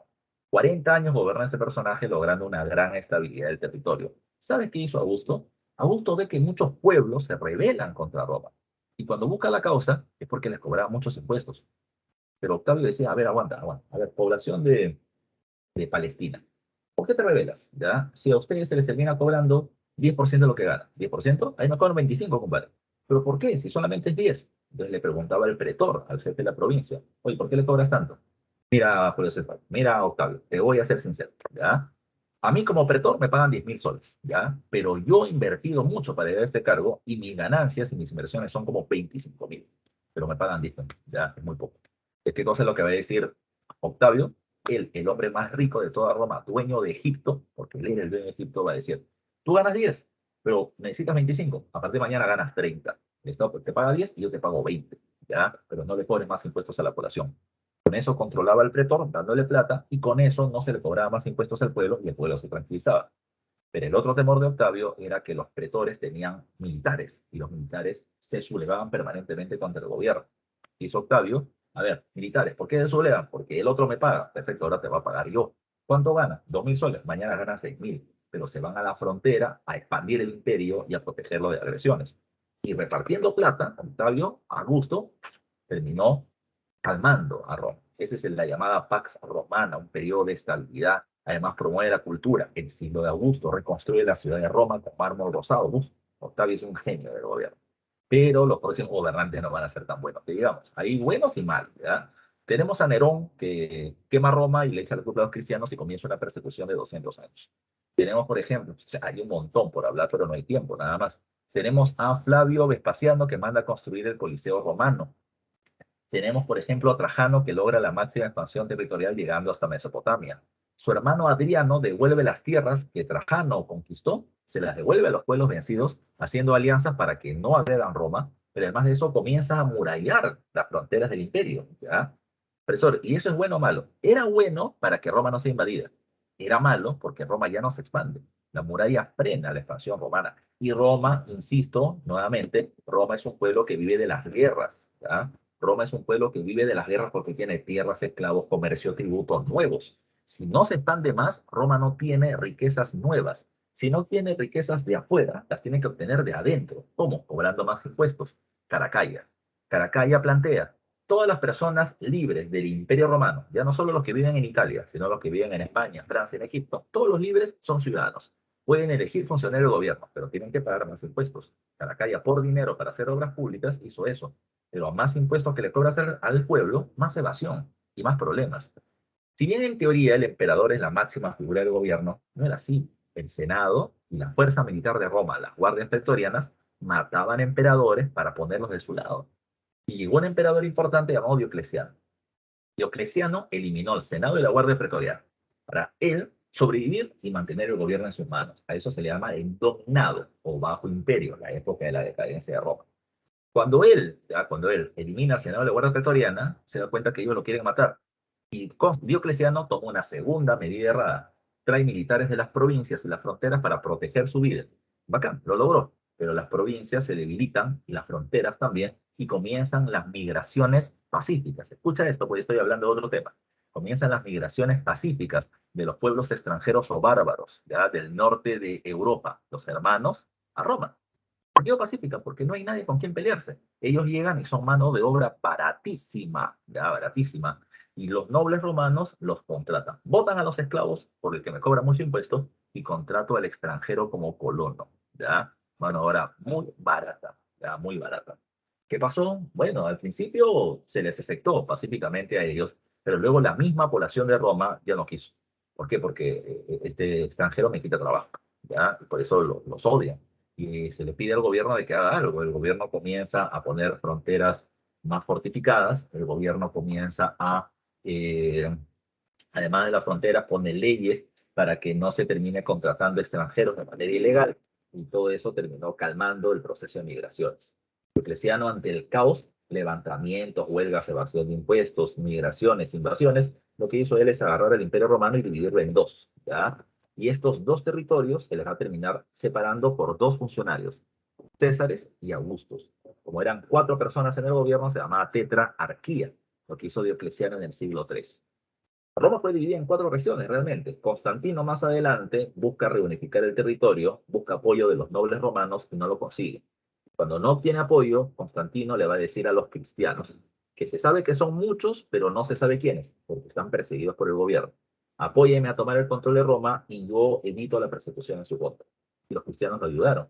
Constantino vuelve a ser emperador de toda Roma y Constantino da una ley para que se anule la persecución, el edicto de Milán, la libertad de cultos.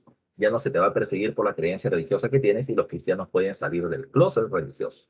Comienzan a construir templos, tocan tu puerta, evangelizan a la gente, van ganando seguidores y Roma se queda perplejo de cómo estos cristianos eran tantos y no sabíamos quiénes eran y qué tan bien organizados están. Un emperador mucho más adelante, Teodosio, encuentra un problema más grave: la presión de los hunos, ya venidos desde el oriente, los hunos de Atila, ya los hunos de Atila, que están presionando a los pueblos del norte de Europa, a los hermanos, y estos, para no ser asesinados o esclavizados, están entrando violentamente al territorio romano. Los militares no los quieren dejar pasar y ellos los atacan. La batalla más grave de ese proceso es la batalla ya de Adrianópolis, donde asesinaron al anterior emperador Valente. Lo que hizo Teodosio fue decir lo siguiente: oye, visigodo, extranjero, ¿no te gustaría tener un salario mensual, tres comidas al día y un lugar de dormir? Sí, los visigodos decían, aquí tengo que matar. Eso es lo que quiero de ti, compadre. Únete a mí contra los hunos. Y los visigodos pasaron a ser aliados del ejército romano. Los hunos fueron derrotados, pero los visigodos se fueron dando cuenta de que ellos estaban siendo llevados a la guerra en primera fila. Son los primeros en morir y que sus oficiales estaban siendo asesinados cuando reclamaban beneficios. Por eso mismo es que los visigodos se retiraron de la alianza que tenían con Roma, entraron a la ciudad de Roma, la saquearon y luego se fueron al occidente y le quitaron a Roma España y Francia. Se veía como Roma se caía a pedazos. Teodosio, bueno, antes de que muera, Teodosio se dio cuenta de algo. ¿Qué cosa quieren los germanos, los pueblos invasores? Quieren tierras fértiles. ¿Dónde están las tierras fértiles? En el occidente. En el oriente, por el contrario, están las ciudades y el comercio. Entonces, la invasión de los germanos es inevitable, que se queden con Occidente, ¿no? No lo hizo tan fácil, ¿no? Teodosio hizo dos cosas. Convirtió al cristianismo, que ya no era perseguido, sino era aliado de Roma, en la religión del gobierno romano. Y a través de la religión intentar evitar rebeliones. Pero es un manotazo de ahogado que no va a funcionar totalmente. Lo otro es que Teodosio agarró el imperio y ¡fua!, lo dividió entre sus hijos. Honorio para Occidente, Arcadio para el Oriente. Y es así como se separan las dos regiones de Roma. La Roma occidental va a sufrir invasiones tras invasiones. Primero los visigodos que ya te dije, luego los vándalos van a terminar saqueando y destruyendo Roma y toman el control del norte del África. Luego van a terminar llegando los érulos que derrotan a Rómulo Augustulo y lo sacan del gobierno al último emperador, poniéndole fin al Imperio Romano Occidental. Y eso es lo que le da fin al Imperio Romano de Occidente y le da paso a esto que ya te estoy explicando en realidad. Recuerda que las invasiones germanas, los germanos son los bárbaros y los bárbaros son los pueblos que viven fuera del Imperio Romano. Y yo te dije que hay dos tipos de invasiones. La invasión pacífica del siglo III, que aprovechando las débiles fronteras entran por trabajo, y las invasiones violentas del siglo IV y V, que se van a terminar produciendo por, número uno, la presión de los punos de Atila desde el oriente, ¿ya? Dos, la crisis climática, ¿ya? La pequeña era el hielo del siglo IV y el crecimiento de la población en el norte de Europa. Ante estas migraciones, le van a ir quitando progresivamente tierras a los romanos, formando los llamados reinos germanos, como lo puedes ver en este cuadro, ¿ya? Los visigodos, por ejemplo, dijiste hace un rato, España y Francia. Bueno, pero lo que pasa es que luego otro reino germano, los francos, le pegan a los visigodos y se quedan con Francia. Los érulos tomaron Italia, pero luego vinieron los ostrogodos y le pegaron a los érulos, ¿ya? Y se quedaron con toda la península itálica que tú ves ahí de rojo. Luego están los lombardos, que van a terminar ocupando el norte de la región de Italia. En Inglaterra, anglosajones y jutos van a terminar formando otro reino más, el reino anglosajón. Los suevos se van a formar entre el norte de España y Portugal. Toda una serie de conflictos. Los reinos germanos, y ese es un punto a lo que quiero llegar, entre el siglo V, 476 en que quede Roma, hasta el siglo VIII, años 700, ¿ya? Lo que vamos a terminar encontrando es que están en una permanente guerra por definir fronteras. Ese es el problema. Acá rato se pelean por territorios, ¿ya? Los germanos que han llegado, no te olvides, son pueblos rurales, están buscando tierras fértiles, que están en la zona de Europa Occidental. Es una de las consecuencias. Las ciudades van a ser dejadas de lado y la zona rural o agrícola va a terminar cobrando más importancia. Los germanos hablan lenguas germanas, pero donde llegan hay gente que habla latín, que poco a poco se van a ir mezclando sus culturas. La mezcla del idioma germano con el latín le da paso a las llamadas lenguas romances, el castellano, el catalán, el bretón, el provenzal, ¿ya? El portugués, el italiano, son parte de estas mezclas. También recuerden que está el tema del derecho. El mayor aporte de Roma es el derecho, pero los germanos llegan con sus propias leyes y poco a poco se van a ir mezclando. Una ley importante, recuerda, porque te la voy a explicar en un momento, es el llamado derecho a la herencia de sangre. No te olvides, ¿eh? Es una ley germana que va a tener graves consecuencias políticas posteriormente. Profesor, ¿qué pasó con la iglesia cristiana? Recuerda que la iglesia cristiana fue precedida por más de 200 años, pero luego se hizo amiga de Roma. Roma la protegió y la difundió en su imperio para poder mantener el control sobre la población y evitar rebeliones. Pero cuando llegan los germanos creen en Odín y en Thor. Así que a Jesucristo lo dejan de lado.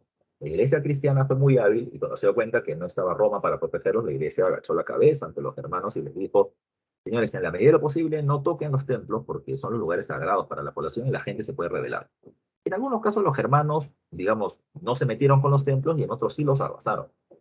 Buena parte de la cultura greco-romana o greco-occidental desaparece destruida por las invasiones. Pero lo interesante es que la iglesia protegió en Europa occidental lo que quedaba de esa cultura, mientras que en Europa oriental lo protege el imperio bizantino, ¿ya? En el caso de Europa occidental, ¿qué va a suceder? Escucha bien, ¿eh? Recuerda que los sacerdotes cristianos se van a convertir en los principales intelectuales de la Edad Media porque tienen acceso a la cultura clásica greco-romana que están protegiendo. Pero también hay otra cosa. ¿Qué pasó con la religión? La Iglesia Católica Cristiana agacha la cabeza, haciéndose la tercia, lo mejor es hacerse el muertito para que no los ataquen, pero poco a poco ya comenzaron a evangelizar, a convertir a los protestantes, a los invasores germanos al cristianismo, y el pueblo presionó a los nobles y los nobles a los reyes. Así que poco a poco hay reinos que se van haciendo cristianos como el reino franco. Si te das cuenta, hay toda una serie de cambios que se van a producir producto de estos reinos germánicos. A mediados del siglo VIII, de los años 700, sucede algo. ¿Ya? ¿Qué pasa? Las guerras entre los reinos germanos se paralizan. No, ya, no por un tratado de paz. Se paraliza porque un reino le pegó a todos los demás juntos. Y ese reino es el reino franco, el reino de Francia. El reino franco somete a los demás reinos germanos, ya, y va a terminar dándole paso al llamado Imperio Caro, el Imperio Carolingio. ¿Por qué se llama carolingio? Bueno, porque el líder de esta expansión territorial va a ser Carlo Magno. Pero Carlo y Carolingio no tiene nombre, lo que pasa es que el nombre real es Carolus, ¿ya? Por Carolus viene el imperio carolingio. Carlo Magnus, o Carolus Magnus, ya va a terminar haciendo algo en particular. Él, desde mediados del siglo VIII, rey de los francos, comienza un proceso de expansión que le permite formar un imperio, un reino de grandes dimensiones, que abarcaban territorios actuales de Francia, Alemania e Italia, principalmente, pero también territorios pequeños como Luxemburgo, Bélgica, Holanda, Suiza. Y además de estos cuatro, tiene parte de España, parte de Polonia, parte de la República Checa. Los medios son bastante amplios. El Imperio Carolingio es considerado, como dice ahí, como el intento de restablecer el Imperio Romano de Occidente. Eso, ¿por qué quería restablecer el Imperio Romano Occidente? Lo que pasa es que en el Imperio Romano Occidental había todo un gran territorio unificado, bajo el liderazgo de un solo líder, el emperador, y una sola religión, la cristiana. En realidad, los grandes promotores de la formación del Imperio Carolingio es la Iglesia. La Iglesia ya buscaba recuperar el gran poder que había tenido hace muchos años atrás bajo la protección del Imperio Romano. Una gran expansión, muchos seguidores, mucho cobro de impuestos, un gran poder, pero lo habían perdido con la caída del Imperio Romano. La iglesia decía, pucha, me gustaría tener a un gran gobernante cristiano de gran alcance, que difunda mi religión y que me pueda proteger. Y ahí vieron a Carlomagno y en el año 800 lo proclaman emperador. Ya lo proclaman emperador. ¿Qué cosa quiere Carlomagno de la iglesia? Que a través de la religión busque controlar a la población y evitar rebeliones. ¿Qué cosa quiere la iglesia de Carlomagno? Difusión y protección. ¿Ya? Y eso es lo que se va a terminar consiguiendo producto de esa alianza. Ahora, ¿qué más hay que recordar? Cuando hablamos del imperio carolingio, ¿ya? Cuando hablamos del imperio carolingio, recuerden, Carlomagno tiene un imperio gigante. ¿Y qué es lo que va a hacer? Lo va a dividir en diversas zonas administrativas. Las provincias del interior del imperio se les llaman condados. Y van a ser 300 las provincias del imperio. Pero hay que tomar en cuenta además que así como el imperio carolingio es muy grande, el imperio carolingio quiere seguir creciendo y quiere evitar ser atacado. En las fronteras, Carlomagno viene teniendo provincias fronterizas militarizadas llamadas marcas, para evitar ser atacados por diferentes pueblos. Por ejemplo, Carlomagno quiso derrotar a los musulmanes que desde el año 711 habían tomado España. Quiso derrotar al Islam, pero no pudo y solamente les quitó Cataluña, Barcelona, y creó una marca, la marca hispánica, para frenar al avance musulmán. En el este tiene la marca Österreich, ya la marca en el oriente del imperio. Ya en el norte tiene la marca germánica para frenar a los pueblos del norte, y así por el estilo. Hace ello para poder evitar invasiones. Los condes son los que ponen el orden interno, los que cobran impuestos, los que establecen las leyes, los que evitan rebeliones. Las marcas son los que evitan invasiones. Los ducados son un conjunto de condados y marcas para poder mantener la unidad del imperio y por lo tanto, repito, esta organización territorial que te voy comentando es un sistema administrativo eficiente para mantener los dominios del imperio, tanto fuera del temor de las invasiones como de las rebeliones internas. Por otro lado, ¿cómo hace Carlomagno? Carlomagno es un emperador, él es la máxima autoridad.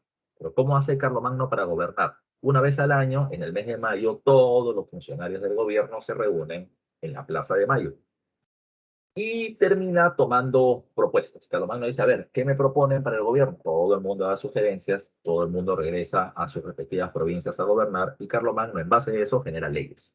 Las leyes se llaman capitulares. Una vez que Carlomagno tiene la ley, Carlomagno tiene a dos funcionarios llamados missi y dominesi. Entre el emperador y los condes y los marqueses, los gobernantes de las bases, hacen cumplir sus leyes. En el medio están los missi y dominesi. los intermediarios, ¿ya? Los misi, por eso medio. Misi es medio. En el medio entre el emperador y los gobernantes del pueblo, los misi dominan. Ellos dan a conocer las leyes que se tienen que cumplir en las provincias, pero a la vez supervisan el trabajo del conde, el duque y el marqués. Y si le están haciendo mal, sanciones, ¿ya? Sanciones. Por otro lado, recuerda, el imperio es una alianza con la iglesia. La iglesia es la gran protectora de la cultura clásica greco-romana, que la ha terminado sintetizando en algo llamado como las 7 artes liberales. Las 7 artes liberales es la síntesis del conocimiento greco-romano, del conocimiento clásico. Y estas 7 artes están divididas en 2 áreas: letras, el trivium; ciencias, el quadrivium. El trivium son saber escribir, gramática; saber hablar, retórica u oratoria; y saber pensar, filosofía o dialéctica. El quadrivium son las ciencias: aritmética, geometría, astronomía y música. Ahora, ¿qué ha pasado? Como hay una alianza entre el reino franco y la iglesia le va a decir a Carlomagno: mira, yo te voy a dar mi conocimiento, del conocimiento clásico, para que ustedes nobles se preparen para ser gobernantes. Y esto va a ser el llamado Renacimiento carolingio. ¿Ya? O sea, hay un renacimiento cultural clásico en la época de Carlomagno. A los nobles se les va a enseñar en una escuela llamada la Escuela de Palacio o Palatina. Se les enseña a gobernar y se les da conocimiento de las 7 artes liberales. A los sacerdotes se les educa en la escuela conventual, en el convento. Ellos tienen acceso a las 7 artes liberales más el monopolio de la Biblia. La mayor preocupación de la población en la Edad Media no termina siendo como cuánta riqueza voy a obtener, es la salvación de su alma. Y como esa es la mayor preocupación, entonces, ¿cómo salvar tu alma? Bueno, tú puedes salvar tu alma, digamos así, alimentándola con la palabra de Dios. ¿Y dónde está la palabra de Dios? En la Biblia. ¿Y quién tiene acceso a la Biblia? Solo los sacerdotes. ¿Quieres escuchar la palabra de Dios?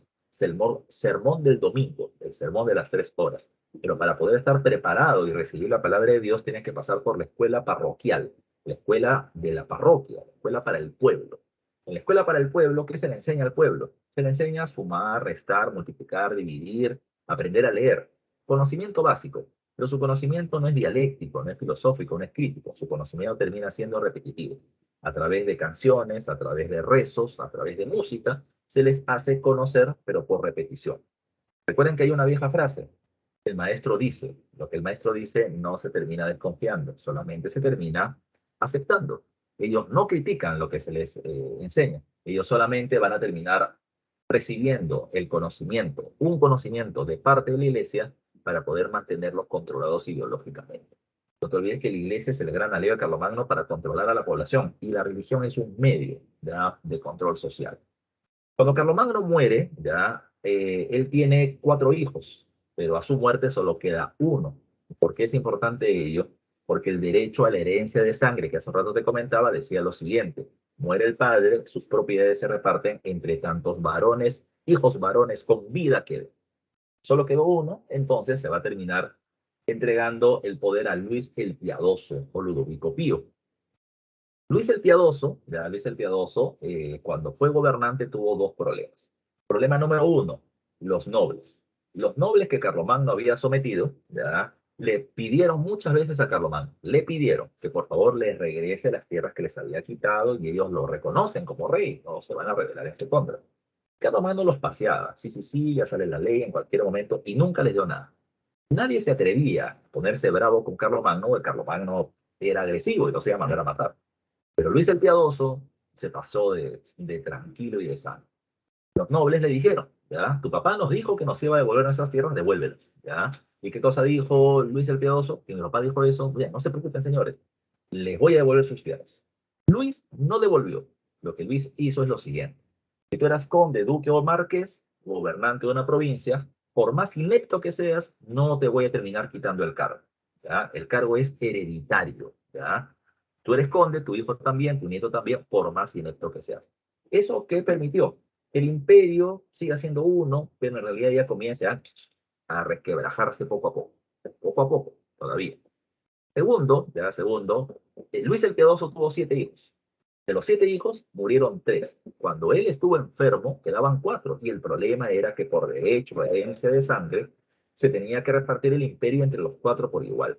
Pero ninguno quería compartir ello. Y se comenzaron a pelear. ¿Qué cosa hizo Luis el Piadoso entonces? ¿Ya? Bueno, vio cómo sus hijos se estaban matando entre ellos, murió uno, y Luis el Piadoso falleció.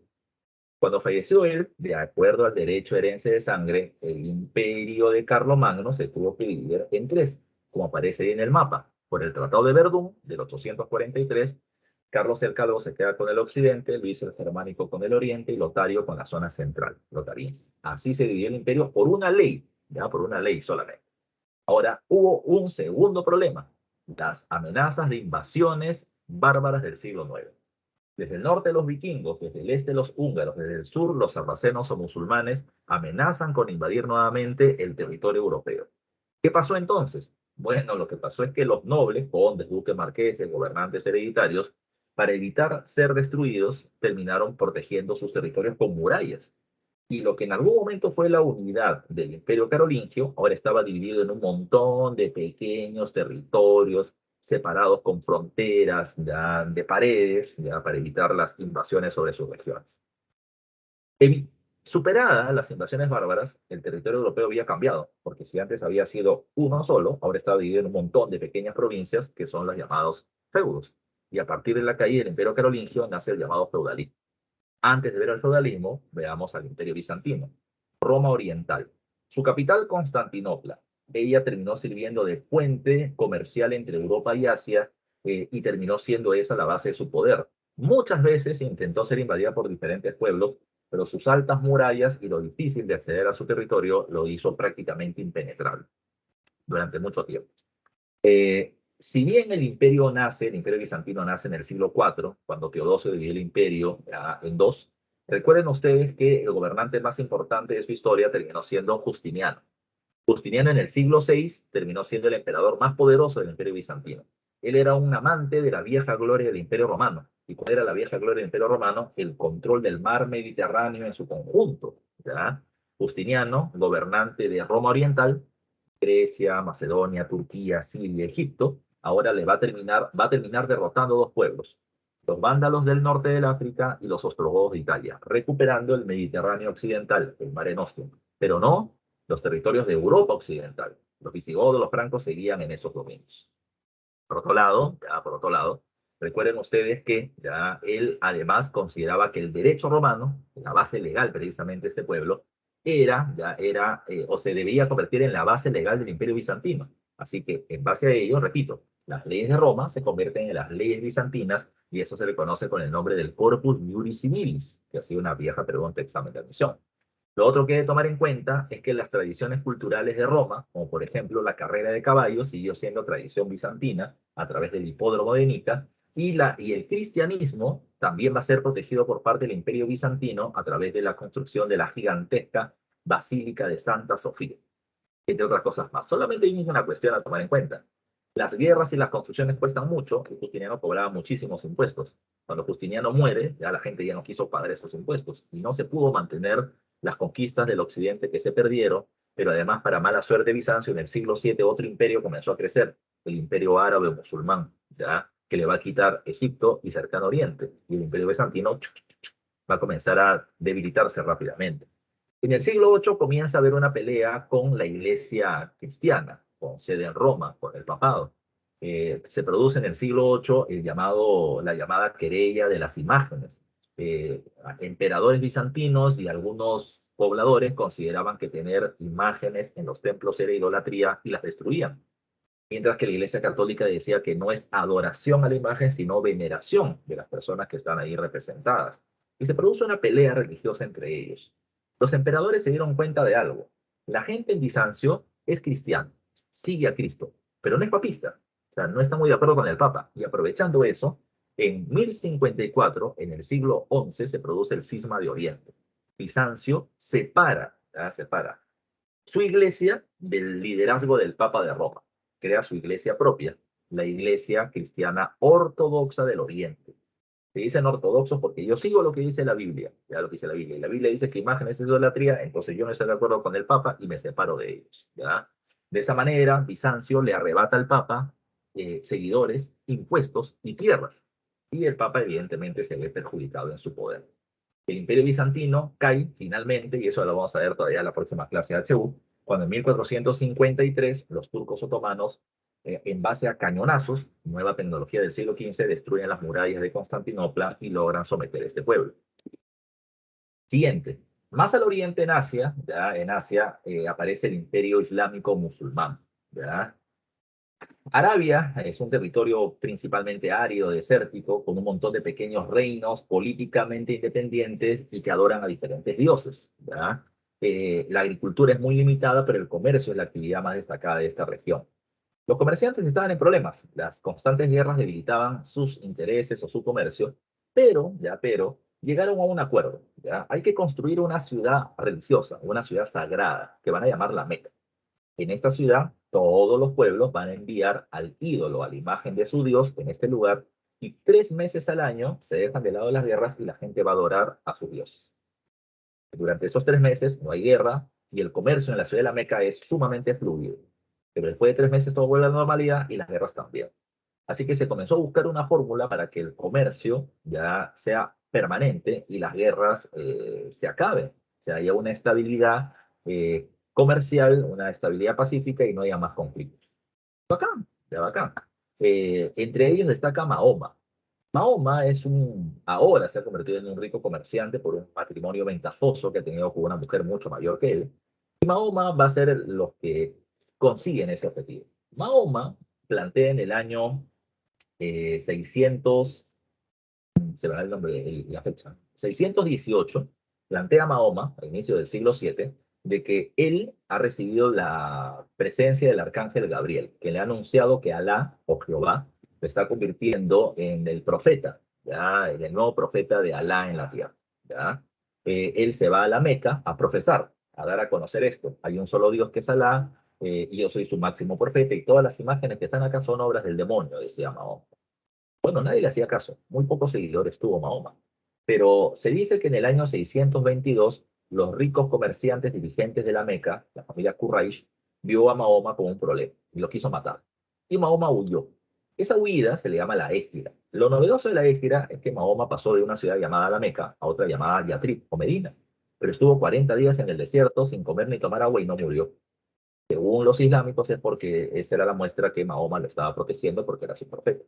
Mahoma llega a Medina en los próximos años, del 622 al 630, convence a la gente de Medina de que hay un solo Dios Alá y un solo profeta Mahoma, y eso se le llama la religión del Islam. En el año 630, con sus seguidores, toma la Meca, destruye los ídolos de los diferentes dioses, y en los próximos 2 años Mahoma impone ya el Islam como religión en toda Arabia, su liderazgo político en toda Arabia y una gran estabilidad comercial. Mahoma logró unificar el territorio. Mahoma muere en el año 632 y su muerte va a terminar generando problemas. ¿Por qué? Porque cuando muere Mahoma, lo que va a terminar sucediendo es, ¿y ahora quién sigue en el gobierno? Nacen los llamados califatos. Califato viene de califa o jalifat, que significa sucesor. No son los sucesores de Mahoma en el gobierno, tanto político como religioso.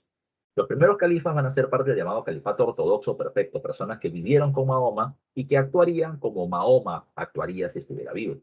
En el califato perfecto ortodoxo está Abu Bakr, está Omar, que va a realizar guerras fuera del territorio árabe, ya justificados a través de la Guerra Santa y Jihad sobre el cercano Oriente y Egipto. Luego está el califa Othman, en cuyo gobierno se termina estableciendo la unificación, se establece un libro sagrado oficial llamado con el nombre del Corán, y luego viene un problema.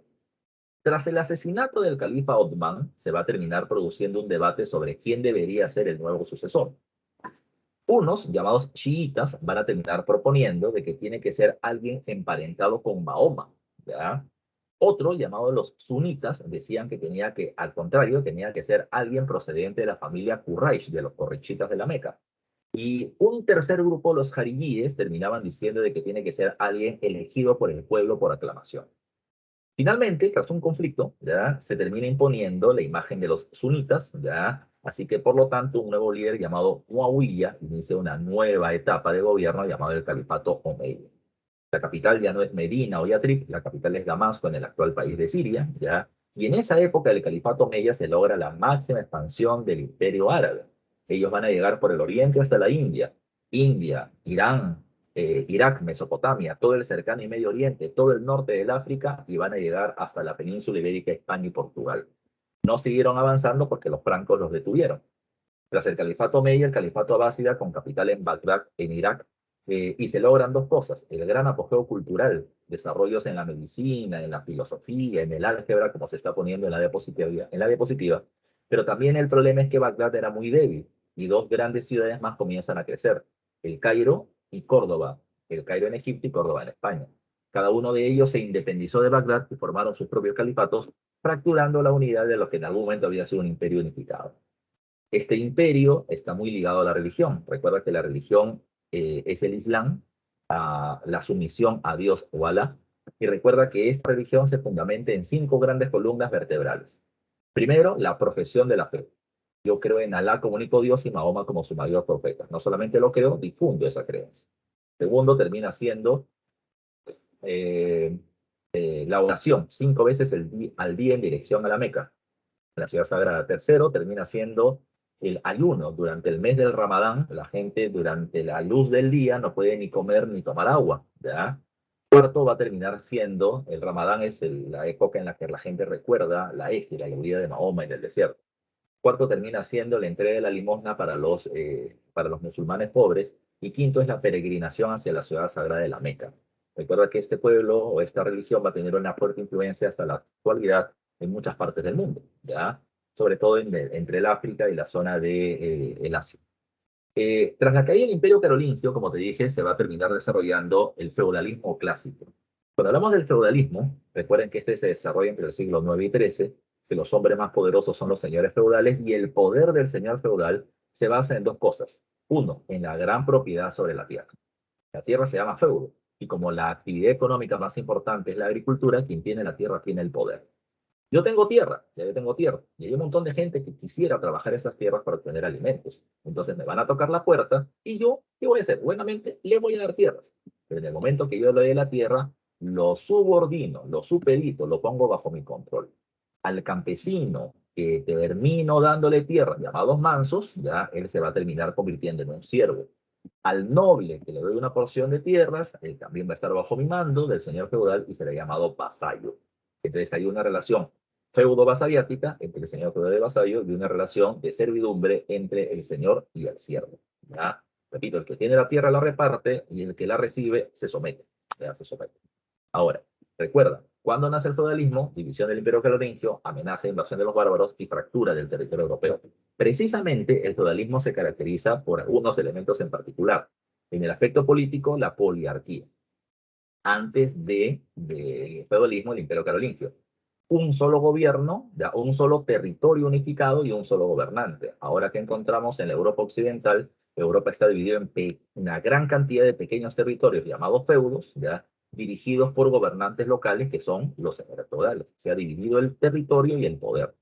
En cada uno de los feudos, ¿quién manda? El señor feudal. A eso se le llama soberanía. ¿Qué significa eso? Él es el dueño de casa.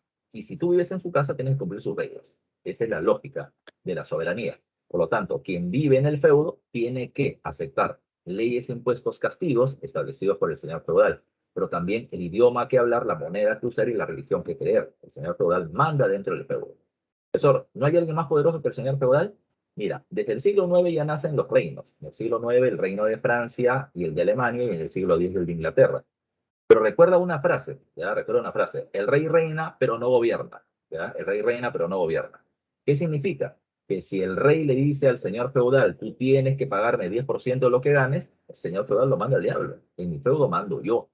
¿Qué es el rey entonces? El rey termina siendo el representante diplomático de los señores feudales. ¿Ya? Es el que evita, es el que evita que entre ellos se terminen peleando y matando. Es una suerte de coordinador, pero no somete a los señores feudales para nada. Por otro lado, en el aspecto económico, en el feudalismo, las ciudades van a ser dejadas, siguen siendo dejadas de lado, y lo que importa es la tierra agrícola, por eso hablamos de la ruralización de la economía. Y además de eso, hay otro aspecto más. En el aspecto social, vemos acá lo que está al costado, los estamentos. La sociedad feudal es una sociedad jerarquizada, dividida en 3 niveles. El clero o sacerdotes, llamados oradores, ya, los nobles o guerreros, llamados bellatores, y la gente del pueblo que trabaja, los laboradores. Cada uno cumple una función. El sacerdote reza por la salvación de tu alma, que es la mayor preocupación de la gente en la época. El noble pelea para mantener el orden interno y evitar agresiones sobre el feudo. Y los campesinos o los laboradores trabajan para mantener a los otros miembros de la sociedad. Cuando decimos que es una sociedad estamental es porque es rígida, no permite ni ascender ni descender. El noble, por más pobre que sea, sigue siendo noble. Y el pueblo, por más rico que sea, sigue siendo pueblo, no va a llegar a ser noble porque no les permiten precisamente cumplir otras funciones sociales. Las relaciones de dependencia son muy duras. El señor feudal, ¿qué es lo que hace? El señor feudal, como tiene muchas tierras, le va a decir a un noble, mira, te doy un pedazo de mis tierras para que la administres. Y eso se hace mediante una ceremonia llamada investidura. Le doy un beneficio y el mayor beneficio que le puedes dar a un noble es una porción de tierra, el feudo. El vasallo que recibe esas tierras le va a tener que hacer otra ceremonia al señor feudal llamado homenaje, donde le jura fidelidad y que yo solamente te voy a ser leal a ti y no a otro señor y voy a hacer lo que tú me digas.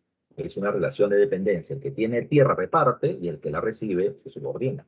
Lo mismo pasa con el siervo. El siervo recibe una pequeña porción de tierra llamada manso y por recibir el manso tiene que trabajar para el señor feudal. Paga dos tipos de impuestos en trabajo en la tierra del señor feudal llamada reserva, ¿ya? O como sirviente en su casa o en su palacio, y eso se le llama corbea.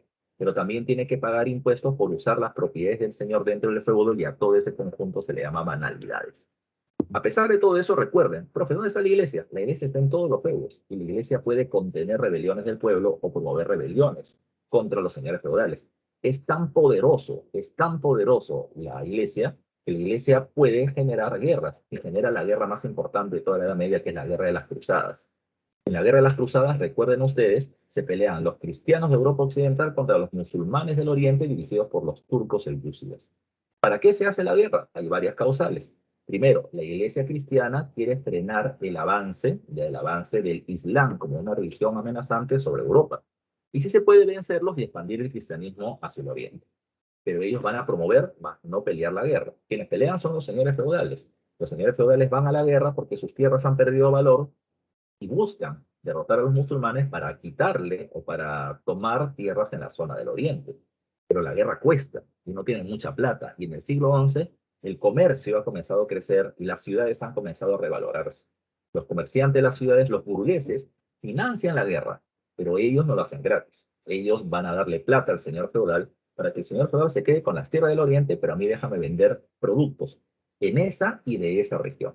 Son tres grupos. La iglesia frenar el Islam, los señores feudales buscan tierras y los comerciantes buscan comercio. Eso es lo que va a pasar. El pretexto para la guerra, recuperar Jerusalén, que los musulmanes, ciudad sagrada donde Jesús venció a la muerte, y que los musulmanes le han arrebatado. Pues tomen en cuenta ya que las guerras van a tener estas causales como te he mencionado. Las guerras van a ser 8, pero los cristianos solamente ganan la primera. En su fase señorial, los señores feudales vencen en el año 1098 y 1099 a los musulmanes y toman Jerusalén y pueblos de los alrededores formando el imperio latino de Oriente. Pero habría que tomar en cuenta que en la segunda cruzada, el general Saladino de los turcos retoma Jerusalén y en la tercera cruzada, la cruzada de los reyes, se convoca para intentar recuperarla. Los reyes más poderosos de Europa van a la guerra. Va Federico Barbarroja de Alemania, pero muere ahogado y los alemanes no pelean. Felipe II de Francia pelea durante algún tiempo, pero cuando se da cuenta que la victoria es imposible, se retira del conflicto. Y el que pelea hasta el final es Ricardo I de Inglaterra, quien pelea y pierde, pero a pesar de su derrota, logra que los cristianos puedan entrar a Jerusalén en peregrinación, o sea, puedan ir a ver a sus lugares sagrados. La iglesia no está muy de acuerdo con lo que ha hecho Ricardo, porque Ricardo cree que esto es por religión, esto es por recursos. Ricardo pierde y la iglesia lo denomina Ricardo Corazón de León porque peleó hasta el final. Pero de acá en adelante ningún rey o señor feudal poderoso importante quiere pelear en una guerra que no se puede ganar. De tal manera que las próximas guerras ya van a ser por intereses comerciales, como la Cuarta Cruzada, o intereses individuales de algunos reyes que quieren recuperar renombre, pero no más.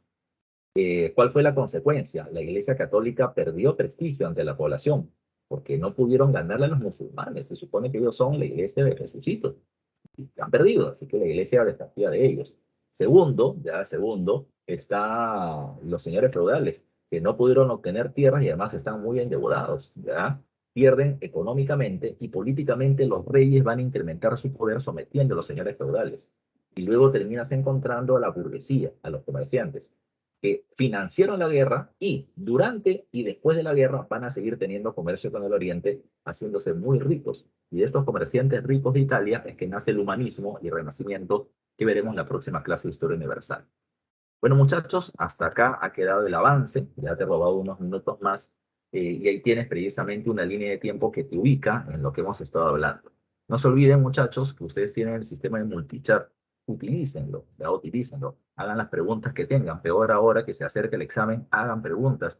Las dudas que le queden, que se establezcan ahí para poder apoyarlos. ¿Ya? Yo estoy al servicio también en algunos horarios, así que los puedo ayudar. Un abrazo para todos, muchachos. Cuídense mucho. Nos vemos la siguiente semana. ¿Ya? Un abrazo, sigan estudiando. ¿Ya? No malgasten el tiempo. Nos vemos mucho. Ya, cuídense, cuídense. Chao, chao.